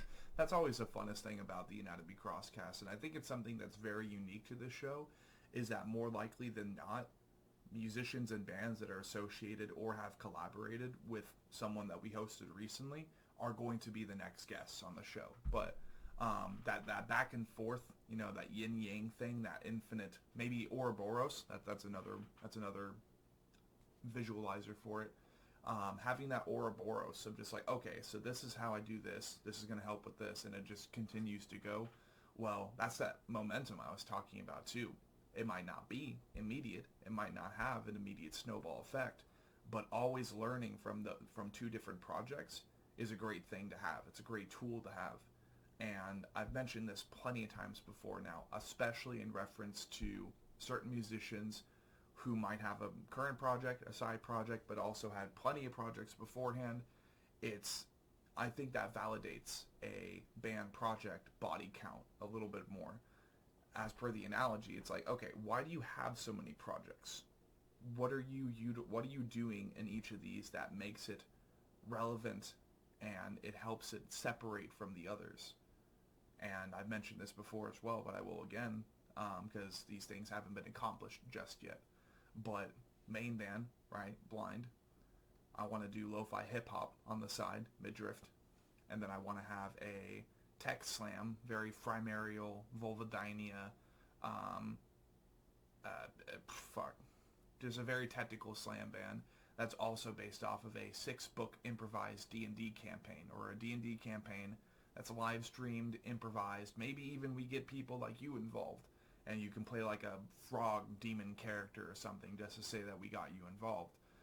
Because that's another aspect of it, is utilizing the network we've done over the years and condensing that into a D&D campaign that then turns into Tech Slam albums. It's just like, whoa, what the fuck? That's a lot at once. But 6 books of intermediate level reading, turn those into books from the improvised D&D campaign, where even the main characters are on the line all the time, but the people involved, they get to be in those moments. They get to even voice act in that aspect, in that regard. And then eventually those turn into books. Those books turn into slam albums, and the books also have the opportunity to turn into Japanese animated adaptations and stuff. Like, that's one of the bigger goals on the side. I think it's really, really important to, when you have multiple projects, figure out what each project is going to do that's relevant to you. For you, GORT is like, okay, you're really just learning as a musician, but you're also making fun and heavy music, and you're just continuing to find yourself as a musician. Human vivisection, it's like that's the more serious stuff. That's the more sophisticated live presence, and that gets you associated with other aspects of the music industry.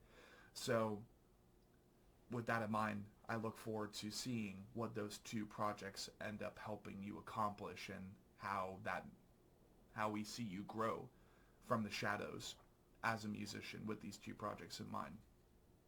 So, what are we at right now? We're closer to the end of the second half. So, I think what we're actually going to do is we'll be right back. We're going to dive into part 3. And part 3 will be for location. I want to get to know Belgium. We'll be right back. And we're back. No, why are you leaving already? We are back with part 3, which is more or less going to be us learning about Belgium through the eyes of Robbies Meyers of GORT and human vivisection. This is probably one of my favorite parts of the show, just because once I finally managed to integrate the topic of location, well, I think in the future, if there's any potential opportunity of us traveling internationally or getting a contract deal done with Travel Channel and Discovery Go for music history, traveling for music festivals, or even, might I add, doing paranormal investigations with the guests that we have on our show, whether they're skeptics or believers, well, I think this is like the first step of that. It really is. So welcome back to the First Date Crosscast with GORT, or more specifically, let's see, GORT. I have it like right here because it's a long name. It's one of those bands, right? So GORT, we got then gluttonous overindulgence of relentless torture, but the mascot is a frog. I'm intrigued, right? That's why we're here. But Mr. Robbies, Mr. Meyers, wanted to go ahead and jump into the topic of location. After all, we did send the questionnaire over.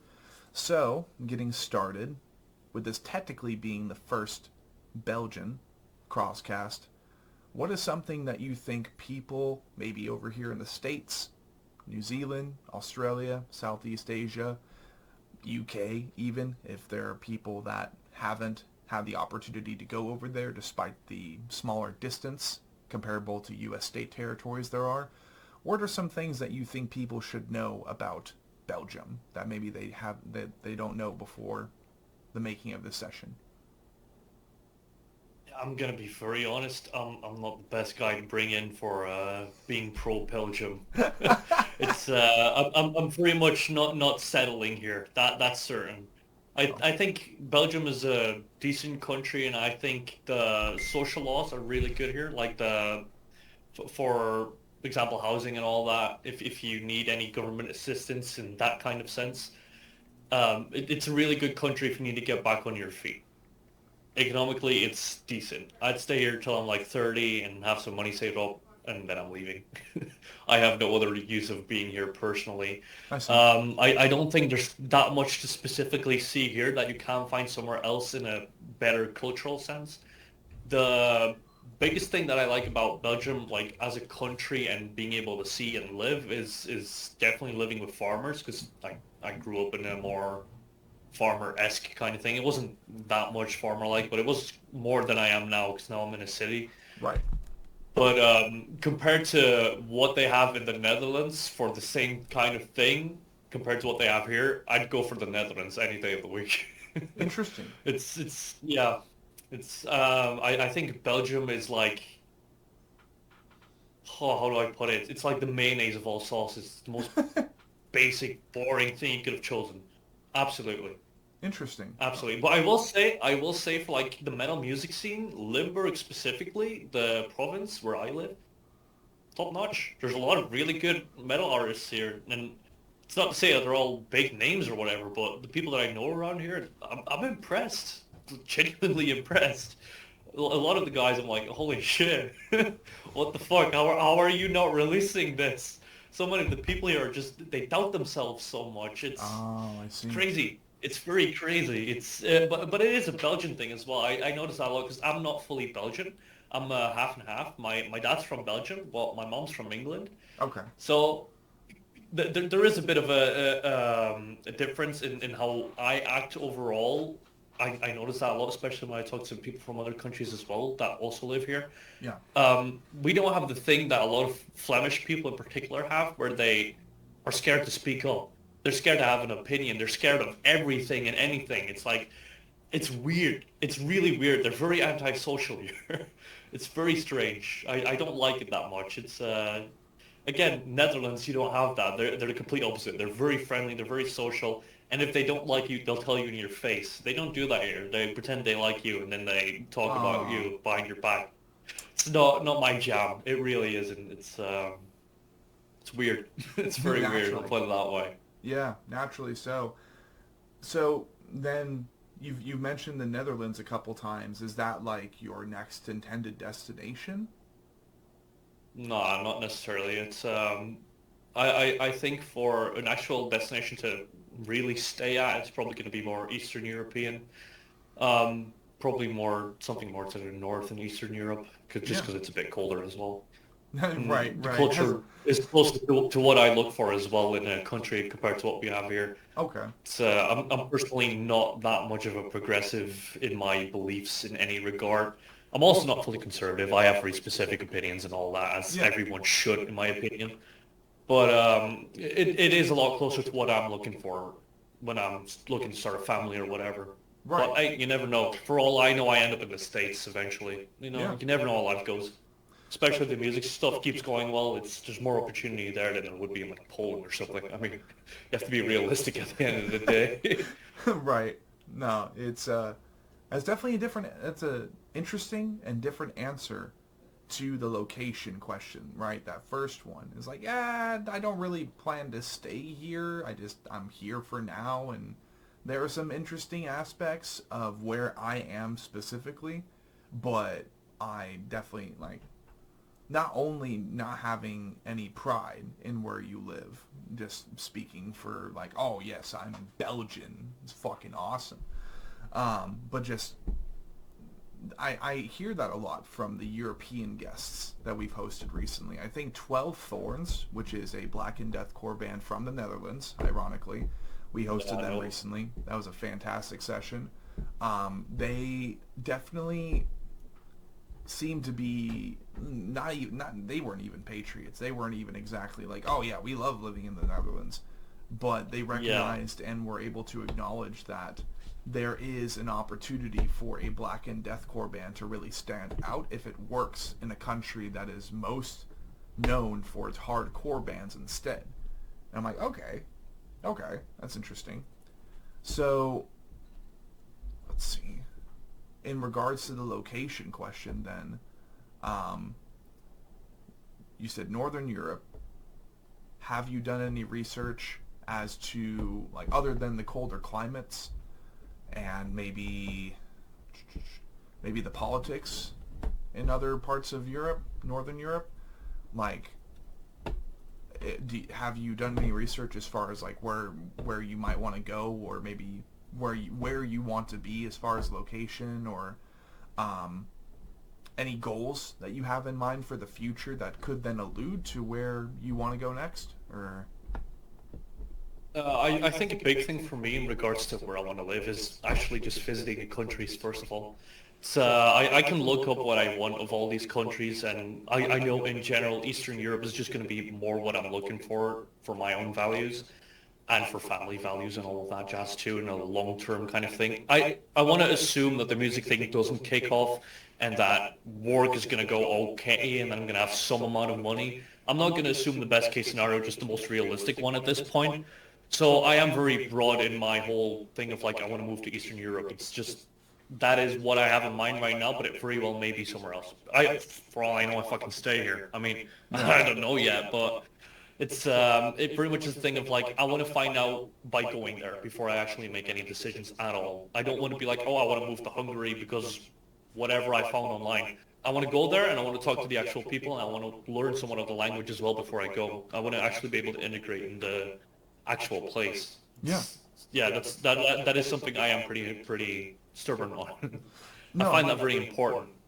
absolutely. The thing is, when it comes to bigger future aspirations of where I want to relocate, I know since 2022 I've wanted to go back to the United States state territory of Tennessee. Has all four seasons. Housing market's better. Economy is better. And as long as you're going over there with a solid job, then you'll have a solid job. If you're going there and starting fresh, well, because minimum wage is lower over there and out east compared to out here in the west, well, you're going to have to start with crumbs. But there are opportunities to grow. And they're a lot more about like, we're here to help you project a prosperous future, bub. Like, that's kind of how the east works when you work hard, or the South, the true South, really, which is crazy to think about. But other than that, it's like one thing I've always wanted to do is through an internship and through the 2.5 years now that I've been learning Japanese, go over to Japan and see if I can integrate well into their culture as well. Go across the seas, go to a school through a program, namely, I have one of mine called Nihon Go, which pretty self-explanatory. Nihon in Japanese is Japan. So go to Japan, right? Go to a kind of learning level, junior high or high school, where you become more fluent and you're around other people who are traveling there from all over the globe to learn Japanese because they happen to be interested. Therefore, you feel less alone. You get a job there, or because of your internship, that's how you pay for your accommodations or where you're going to live, what you're going to eat. But then at the end of the day, see where it brings you, see where it takes you. And I think that's definitely something that I want to do before I make the decision between either staying here or possibly even moving over there. Outside of music, outside of all my creative shit, I either want to be a commercial fisher or a commercial truck driver, because that's in great demand until AI and robotics takes it over and makes that industry, that part of the world, or that part of the economy a little less dangerous for people, because people will be completely removed, potentially, within the next like half decade or so, I've heard. So, having that more realistic financial backbone, but, quote, how do I integrate that into where I plan to live next, or where I want to be physically next? And I think that's a very realistic thing to have in mind. Like you said, it's a very logical thing to have in mind. So in that regard, I wish you the best of luck in figuring that out potentially within the next couple years. And maybe we will be here bringing you guys back for Human Vivisection or the next GORT full length. And we'll have the opportunity to talk about that. That, in and of itself, I think makes the crosscast a little bit more intimate as well. It's like, hey, did you end up moving? Did you end up making that migration, make that change? And how is that affecting you now? And then we can talk about it as if more or less I'm a metal band counselor or therapist or some shit. But it's a beautiful thing. And life, no matter what, it continues on. Doesn't matter what's going on with you. The world continues to revolve. And there are well over 7 billion of us worldwide. So it's a lot of mouths to feed. It's a lot of journeys to take. It's a lot of potential timelines in this very brief mortal part of life that we got going on. But it's a beautiful thing nonetheless. It's why there are movies. It's why there are shows. Whether fictional or non-fictional, people love to hear stories. People love to hear perspective. And therefore, perspective is greater than diamonds, especially after the pressure that is met to compact it through trial and error, mistakes, failures, and feats, accomplishments, triumphs. It's a beautiful thing. So, I think that will actually be then the conclusion, more or less, of the first half of the Crosscast, getting to know you a little bit more, sir. But before we end this part of the session, what I want to do is quote you in reference to the Coomer Chronicles, your latest full-length, with GORT. I wanted to go ahead and quote you 5 albums that you think over time you happen to listen to, or maybe you still listen to them. I want you to quote me 5 different albums that you think were inspirational or vital to the musical DNA of the Coomer Chronicles. Well, first of all, definitely 110% is just going to be the self-titled EP from Chelsea Grin. Absolutely. A lot of my guitar work comes from Chelsea Grin. I love Chelsea Grin, and just that was my first taste of deathcore as well, Chelsea Grin, and their early work is so fucking good. It's insane to me that it's still so metalcore-like, but still not at all. It's the perfect like distinguishment of the two genres. It's great. And it still has enough influence from slam to actually be heavy. Because a lot of their new stuff, it's good, but it's too technical for me. I'm a bit retarded. I would like my music to be the same way, you know? I make an effort of making my music simple because I like it that way. Again, big thing is Chelsea Grin. A lot of their scales on guitar are also really fun to play. It's really good shit. Vocals also really cool. I don't have a lot of negative or cons to say about the EP. It's a great EP. Absolutely amazing. Um, as for other albums that would have inspired the Chroma Chronicles, I'd say maybe Peeling Flesh. I'm not sure if the G Code was out by then, but because I did start writing that a bit sooner than somewhere in 2024 as well. But it did eventually get in there, especially on the seventh track of the Coomer Chronicles. You can definitely tell that I've listened to Peeling Flesh while writing that. Nothing wrong And with then that. It's a damn good other than album. yeah, I think other than that, maybe well, I was gonna say the first album from Klisma, but I'm not sure if it's the first album or the first actual release. I think it's the first album. It's Mental. Also has really good tracks on there. It's really good band as well. It's great people, great music. It's, besides that, I wouldn't say that there's specific albums that have actually influenced the Chroma Chronicles, Okay. sound-wise either. I think a lot of it does come from Chelsea Grin meets Peeling Flesh, and just what I would write in general from EDA. Well, we could say that, for example, the EP from EDA back in the day. It is a very similar writing style for GORT as it was back then. 'Cause, from the EP from GORT, one of the songs is actually an old one from EDA that I never made for that. It's really just GORT is just a grown-up version of EDA, if I have to be frank about it. It's a lot of what it is. Yeah. It's again the steps of learning and getting better and doing it again, starting over with a clean slate. That has done a lot for GORT. Beautiful. So we then have at least 3 records that we can quote as to potentially aspiring or inspiring the musical writing for that of the Coomer Chronicles. The first full length by that of GORT.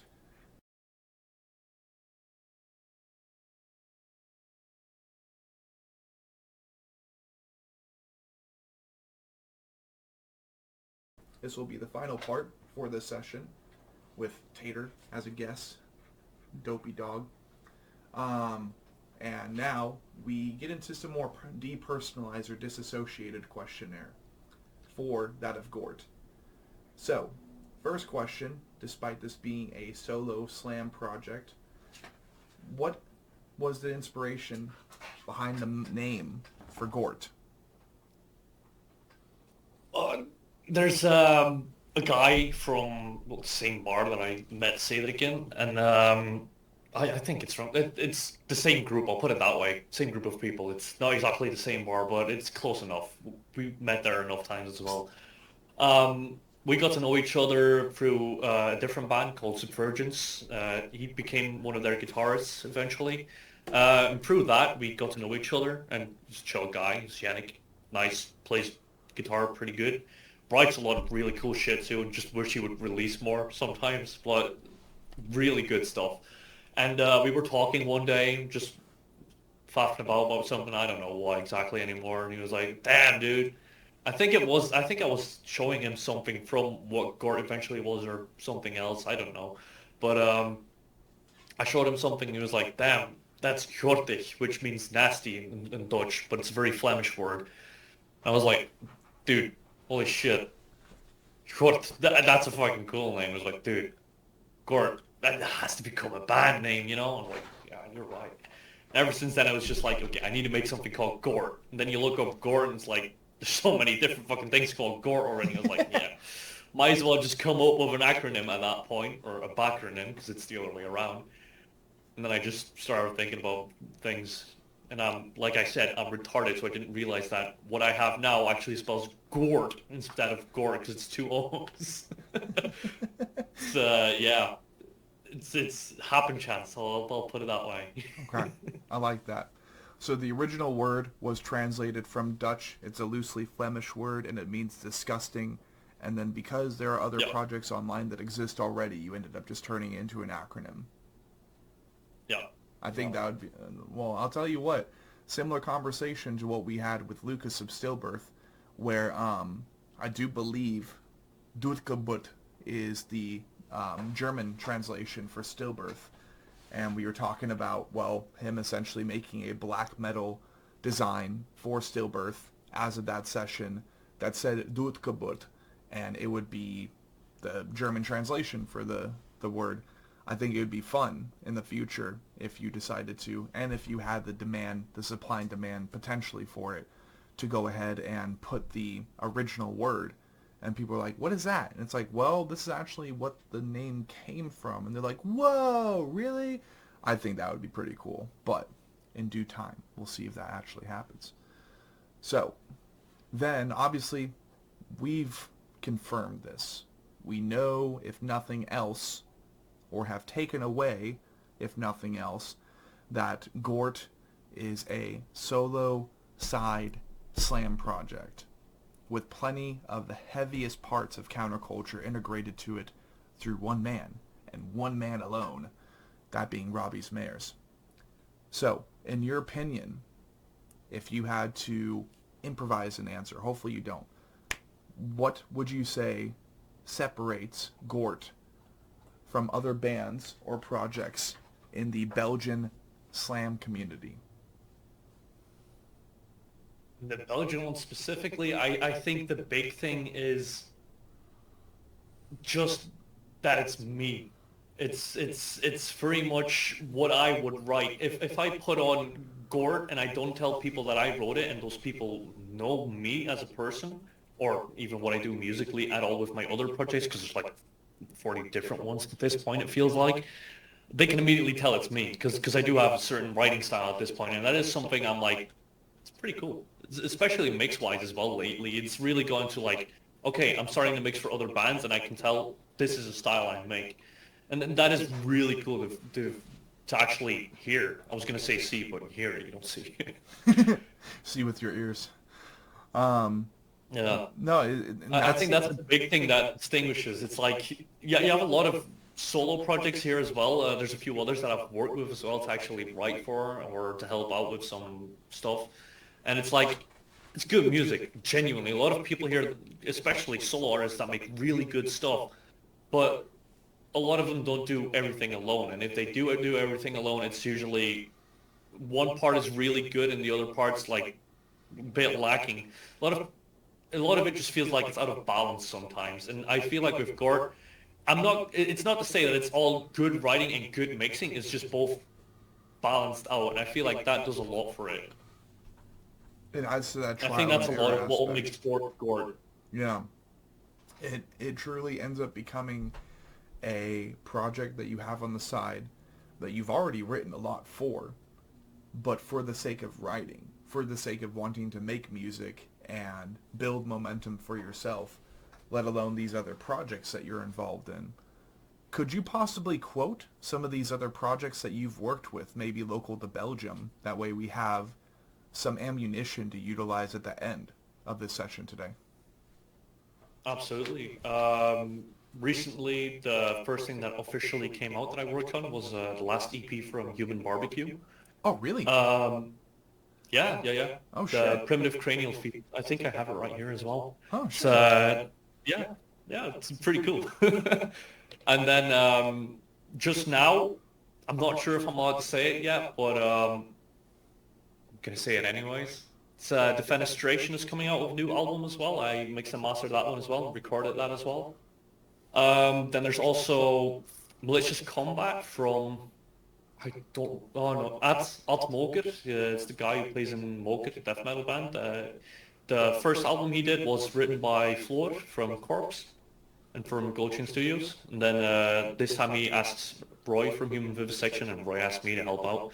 So we wrote that as well. We didn't do mixing or mastering on that, we just wrote it. So, but when that ever drops, that's also something I've worked on. I have to take a look at my list because there's a few other things but I don't remember from the top of my head. Right. Yeah, it's a bit all over the place. Recently I've picked up the Fluffy Kitty Cats as well. It's a silly little grindcore project, but I love it. It's great. Okay. And then there's another band that I'm more heavily involved in, but I can't talk about that yet, sadly. I wish I could. It's been like a year already. Oh, shit. Okay. Yeah. Well, Human Barbecue is definitely a band that we've been trying to get onto the show for a long time because they are one amongst many bands and artists that I do believe do merch distribution through Reality Fade Records. And simply said, we've been trying to get them on the show for a long time, and we've had no response yet. So maybe this is the session, maybe this is the crosscast where we finally have the opportunity, finally get their attention, and have them jump on. I think that'd be really, really cool. The more Reality Fades Records artists that we have on the show, the better. So far, we've hosted A Pretext to Human Suffering, and that's it. Like, early on, we wanted to get Vile Impregnation. We wanted to get Esophagus through Don Campen of Waking the Cadaver involved. I've been wanting to get Exorcised Gods, because that's another band from Germany. I've been trying to hunt them down and get in their DMs for such a long time now. And then, yeah, Human Barbecue is another one of those. But Reality Fade Records, it definitely seems to be a newer platform that allows for plenty of musicians that we hope to host to distribute merch internationally. And most likely I'll be doing the same thing one day, despite Blind Without a Failures not being a blatantly slam band. I like their merch layouts. I like their merch layout designs. And I just need to really acquire a sample order from them. But hopefully one day we can make that happen. And hell, I remember reaching out and sending an email to them a long time ago regarding like doing a call center for them, or like being a call center representative over here in the US for them. That way I could help them like figure out orders and shit, because they've been kind of quiet recently, but nonetheless. Human Barbecues. Yeah, I do think from what I remember from the conversations that we've had, communications that we've had with Reality Fate, with releasing the latest Human Vivisection album, I'm not sure they're actually signing anyone new at the moment. I'm pretty sure they've closed that off for now. They'll probably open it again sometime soon, but I think as of now they're just not open to anything new at this moment. I see. And I think that's a big thing of the silence there. Yeah, probably. They probably have like overwhelming numbers with the bands they currently have on their roster and the merch to distribute. Definitely. And they have good bands on the roster too. They do. I think a big part of why we also didn't decide to go with them, regardless of them having space now, is they do like having a bit of say in the release. And we're like, you know, we're at a point, especially with Human Vivisection's third album, we don't want to change our music just for a label, you know? At that point, we're just like, yeah, might as well just release it ourselves and hope for the best. Right. Yeah. Yeah. Fair enough. For better or worse.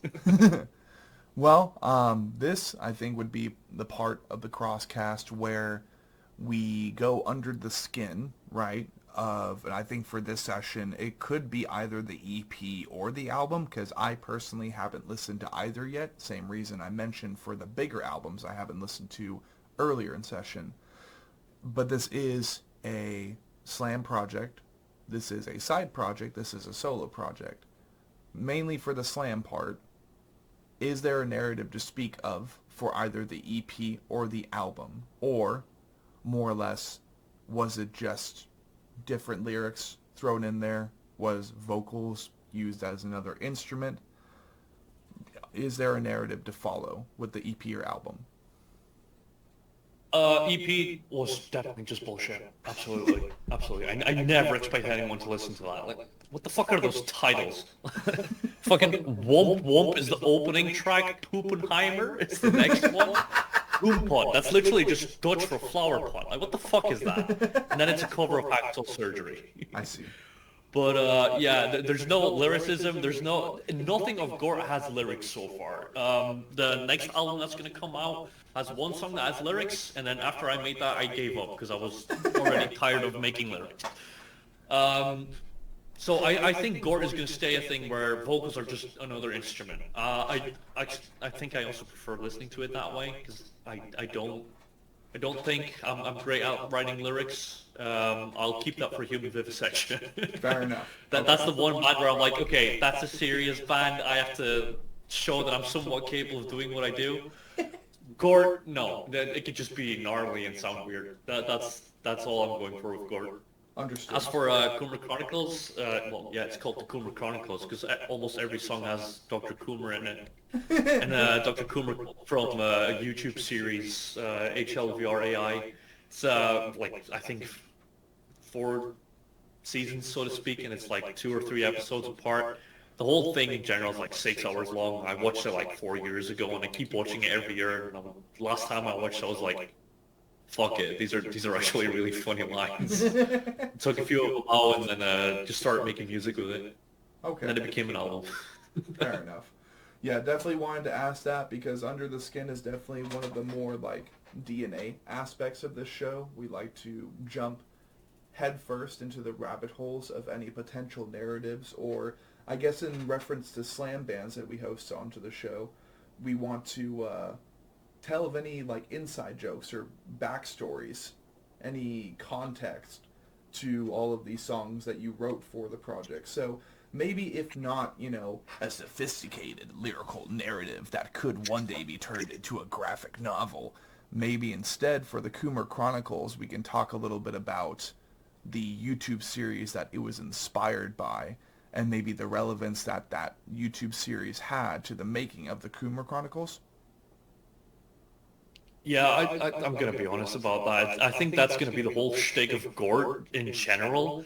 Whatever I feel like watching at that time is gonna become what my next album is. There's a whole thing. I'm getting artwork made for an album about Space King. I don't know if you know Space King, but it's a parody series made by Flash Kids, also on YouTube for Warhammer 40K. Oh It's shit. fucking amazing.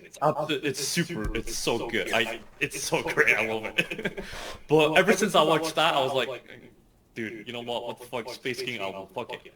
So I've been collecting samples for that as well, and I've already made a few songs for that as well. Um, well, more than a few, frankly. But there's also Boondocks, which I'm going to be writing for on Saturday. First time I'm going to be writing with anyone else, just in general, frankly, because I don't really do that. But it's also going to be for GORT, and it's going to be the Boondocks. So we'll see how that turns out. I see. Was an idea from someone else, so I'm really interested to see how that will work out. But I think the big thing is just going to be concept albums in general. Because I'm not a super big fan of like narratives and, well, kind of. Just not for GORT. GORT needs to stay fun and a bit light and just brain heavy dead. and nothing Yeah. else. Yeah, exactly. Brain dead. That's a perfect way to put it. It's, I don't want people to think too much about it, but at the same time, I do have like 2 albums that I'm sitting on right now that are like, oh my god, it's so serious. No, it's serious artwork, but at the same time, it's like, it's still GORT, you know? Yeah, it's There's still no gore. lyrics. It's still just heavy. Okay. And All right. I think that is the big thing that I just don't want to lose sight of. But it's also, at the same time, GORT is becoming more and more of a thing that people actually listen to, so I have to somewhat take it seriously, whether or Yeah. not I'd like to. So I do have like 2 other projects now as well besides this that I started I started a while ago, but officially like Right. a week ago or something. One of them is Born of Blood because GORT at this point in time when I'm writing is too much like deathcore. So I've started Born of Blood officially, which is now more of the deathcore stuff that I would use for GORT, but not for GORT anymore I see. because I would like to keep it more slam. And then I've got Wigga, which is a really fucking shitty ass project, but it's like the heavy stupid shit from GORT, but with the stupidest samples you can imagine. It's great. I love it. I love it, and it's apparently being received pretty alright already. Oh my Even though I haven't God. really promoted it that much yet, but Uyghur people like ectomy. it. I like it. Yeah, Man, it's great. that's pretty fucking close to another ectomy, I guess. God damn it. All right, well, we'll definitely have to keep human vivisection and Uyghur ectomy and Born of Blood in mind in the near future. It's like the only slur I think I can say as a Caucasian man. But that's awesome. And I don't know. Definitely human vivisection then might be the crosscast where we do an Under the Skin for some work that you've done. Because in the future, not only do I want the Anatomy Crosscast to be like this bigger, intimate experience that takes some time to digest and get familiar with, But Under the Skin, like, that's how the show was supposed to start, actually. I was, like, so very interested and adamant, stubborn even, on making sure that we could tell the stories. Any, like, behind-the-scenes bloopers, too, that maybe certain bands don't have the budget to film and turn into Patreon-friendly content, right? Maybe then they would tell those stories on here. Like, man, one of our members during the filming process ended up tripping on one of the fucking boom mics, and we ended up using that ruffle that you could hear in the boom mic, and we just fucking threw that in the song, and it sounded like a 505, so we turned that into a 505 that integrated into a breakdown, that type of shit. So maybe for Human Vivisection, Born of Blood, or Wiggerectomy, we can go ahead and tell those stories and get a little bit more deeper down the rabbit hole. But that's completely fine. These are the Slam Crosscast sessions. These are the Necro Thuggin sessions, which really just caters to this new era of Slam we got that pertains and caters to bands such as Peeling Flesh, Bolt Cutter, Invirulent when it was still alive, and those more hip-hop catered Slam bands that seem to have a lot more groove while still sustaining the heaviness, the brain-dead vocalizations, and occasional lyrics, right? That's just a part of the culture now. That's how it works. But there will be no Under the Skin this time, ladies and gentlemen, so that might actually save you some time. To conclude, then, the final part of the first date crosscast session with GORT and Robbies Meyers, the main mind behind it, the only mind behind it. Got two questions for you. One, what did you think of your first date crosscast session? I know I didn't bring any flowers or chocolate, but I did my best to flirt you up, so. I think it's good. Great. I've done one interview before this ever. I started nervous, I'm not gonna lie. It's probably pretty clear when you see it on video, but I like it a lot that you're very able to keep talking. It's really nice. It's nice that you can just keep going and I just shut the fuck up sometimes. It's very nice. Yeah, no, I have no complaints at all. It's great. Good. And I especially like the thing that you say with like the under the skin thing, actually being able to see how an artist thinks about their music and what they actually do with it. GORT is a really shit example. I'm sorry. It's just really ass. It's just I bullshit on guitar and then I bullshit in a mic. It's just all it is. But especially for things like Born of Blood, those are more personal things. That actually has lyrics. Things like that I can absolutely understand and see that that is a really cool thing for it. Because I would like to see what other people also do to write what they write and why they write what they write. Because I can write about raping a woman if I want, but why would I do that? Yeah. And that is the interesting thing of it. Because you can do it because you're a fucking weirdo, or you can do it for artistic purposes or whatever. I don't know what reason you have. I'd like to know. I'd like to It's pretty know. cool. I like it. Yeah. I'd like to see if you need to be in prison or if you need a standing award like an Emmy or some shit. Exactly. No, I love that. Honestly, it's one of the things that I think that, not to be too confident in myself, okay, so disclaimer, I try not to have an ego when saying any of this, but despite the snail pace following momentum and build-up reception of people that have followed us now on Spotify, or maybe even in the first upload before I accidentally fucking deleted the whole show without meaning to, we had 140 monthly listeners. Some of our most best done sessions were done when I was drunk, just talking with the dude for the first time over in New Zealand. We've had a lot of different experiences that have been well received. But ultimately, my intention is, unlike other podcasts or interview platforms, interview mediums that people like Nick Nocturnal, Hardcore Keen, Bogdan, or even Metal Burb, because we're all in this very similar category. What I tried to do, because obviously I asked that question to every single guest. I'm like, what makes you different? That's kind of like a more blunt and just blunt force trauma way of putting it. What makes you different from the, now, as we get more and more episodes in, hundreds of bands, dozens of bands in your same genre that we've interviewed already? What makes you different from those bands? It's almost like interviewing you for a fucking job. And you're like, I didn't know I needed a fucking resume.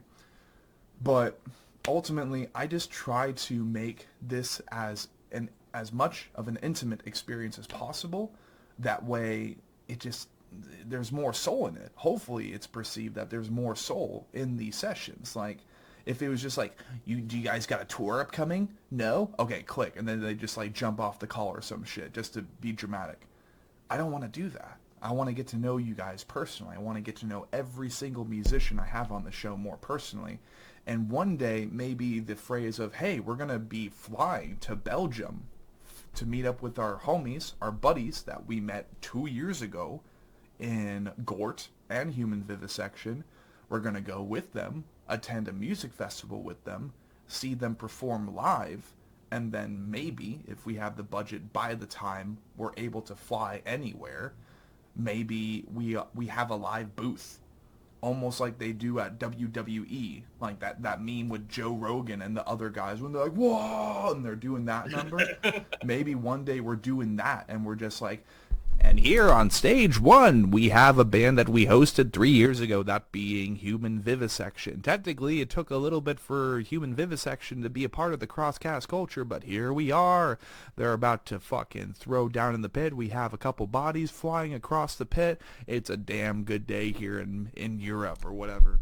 That's kind of what I want to do one day, is almost become a sports commentator for music festivals, let alone someone who maybe is interviewing one of the headline acts while we're at the music festival. People are walking by. They see the logo for the show because we already have one, thanks to Darren Baldwin, Glorious Glorification, same guy who I learned later on made the Slam Worldwide logo.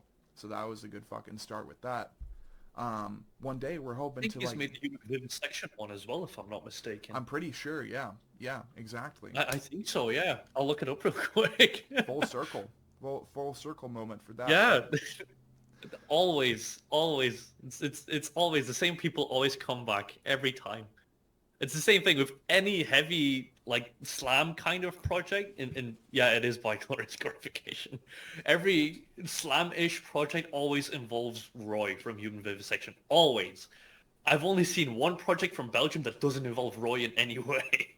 Those are like 12 to 17-year-olds, so... Oh, shit. It's Okay. crazy, dude. Yeah. But ultimately, I personally have a lot of ambitions and goals for this project, and it all starts with these more first date, intimate conversations that then hopefully branch into other conversations, and we get more perspective, and then one day, as per the cobweb networking that I quote constantly recently, it's like we hope to have overwhelming numbers. And it's like, yeah, we've interviewed most of the bands relevant to the slam community in Belgium here in the 2020s. Like, we're here.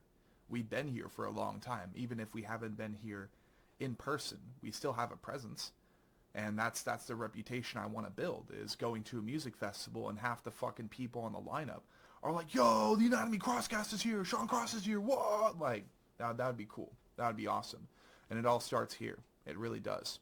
So, speaking of that, networking, right? Recommendations. Being that you had no negative critique, no negative feedback to offer yet, but I'll guarantee you, if you go back in time and listen to a couple sessions, you're like, this dude might have reiterated the same fucking talking points. I just happened to not listen to the previous conversations that did the same thing. I'm not sure. But, just to offer a disclaimer that there's ultimately a possibility for that. In regards to your lack of negative critique or criticism at all, I want you to go ahead and recommend us Belgian local acts that you would want to see in the future on the Anatomy Crosscast other than Human Vivisection. Definitely Bitchectomy, but I don't know if they're going to be open for it. And it's not fully Belgian, it's half and half. The vocalist is from America as well as Dakota. Great guy as well. He also has like 10,000 fucking projects. Great vocalist. Amazing dude. I can't love both of them from Bitchectomy enough, man. I doubt you'll be able to get Cedric on here. I'd be very surprised. I think that goes to say as well why Human Vivisection isn't on here right now. Most of the guys don't want to like talk I in see. front of a camera. It's the same thing with the social media thing. They don't film themselves or do anything like that.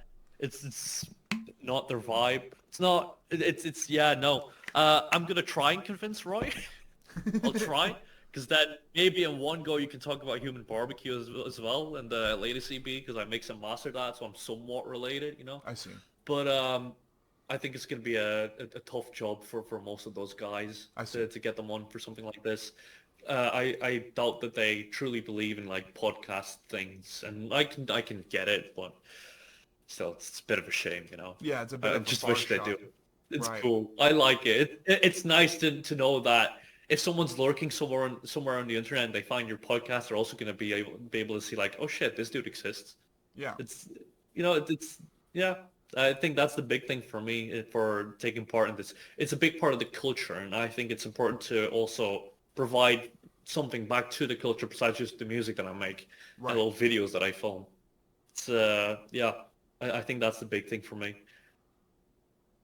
So in that case, what are some other maybe Belgium local acts that you think might be a little bit more open to jumping on the crosscast in the future? And if there aren't any you can think of that are local to the I city to do you, know one. I do know one. okay, Voliere. You should definitely try Voliere. They're great. They also make slam. It's, okay, it's, it's a lot more silly, but definitely worth it. okay. And then other than them, if there aren't any other acts local to Belgium, maybe it is a snail pace growing scene, but the musicians that are there, like you said earlier, they're a little bit hesitant. Maybe they just need a little push. And then hell, maybe this is the session that is the reason, in a way, that they become more confident and they're like, yeah, yeah, we should make music. And then one day we'll jump on the show or some shit. I don't know. But if not in Belgium, what are some other bands? Doesn't have to even be slam, really. What are some other No, bands that you would want to see on the show that you think would work really well with the formula that we have? I've recently stumbled upon a band that make fall. It's called Whale Fall. Oh They've been yeah. pushing a lot of on their marketing as well, which is really nice. And the music's actually very decent too. Well, very decent. It's good. It's just good. I'm not gonna bullshit. It's good. It's good music. I would like to see those guys on because I do wonder what their creative process is like mostly. Because fall is rocket science. Absolutely. I've dabbled in it, and then I was like, I'm too stupid for this, man. I'm just gonna make slam again.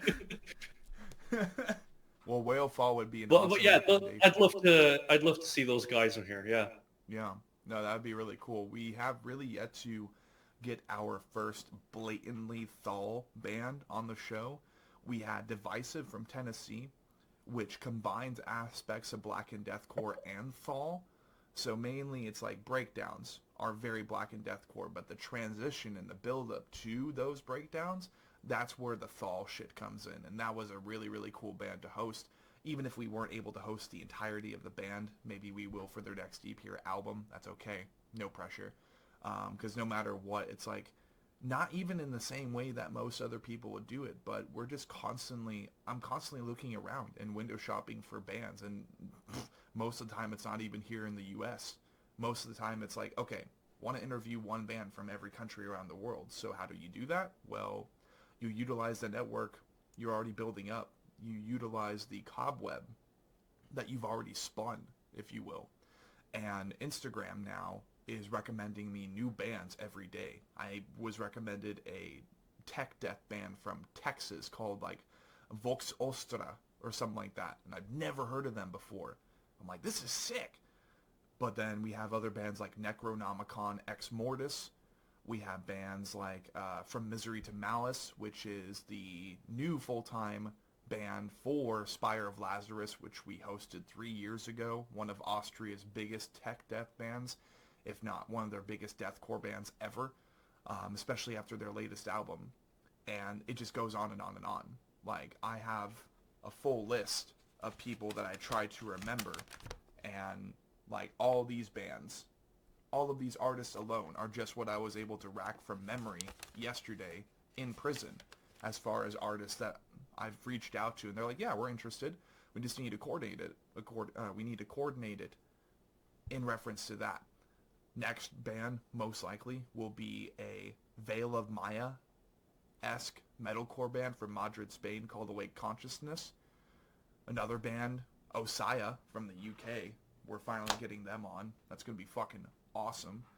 And then Grimness, which is kind of like Mental Cruelty because it's black and deathcore based in Germany, but they're a little bit smaller, and they just released an album with the album cover looking like something from Lord of the Rings, and I can confirm that it's not AI, so of course I'm interested in that. We got a Dungeon Sith project wanting to get involved, and they reached out, I think, half a year ago, but half a year ago I was fucking busy. I was really, really busy, and this show wasn't exactly a business at that time.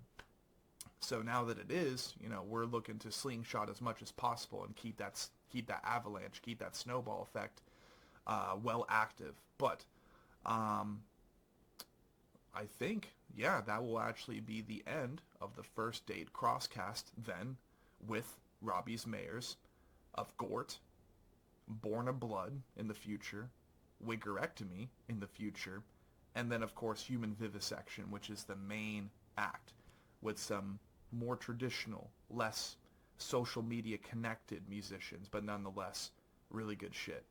We hope to get all of those projects on in the future. The Belgian acts that you already recommended, we hope to get them involved too, and then Whalefall. Imagine if that was our first, pardon me, imagine if that was our first ever Thal band. That would be fucking awesome. I just have yet to listen to them, but I'm sure I would like it. The heavier it is, the more I like it. The better production on the heavier shit, I like it even more, and so on and so forth. But this has been the Anatomy Crosscast. I am your host, Sean Cross. This is the one and only true counterculture show. And yeah, we hope to see you next time. Thank you for your time, Mr. Byers. And yeah, we'll be in contact. Sir.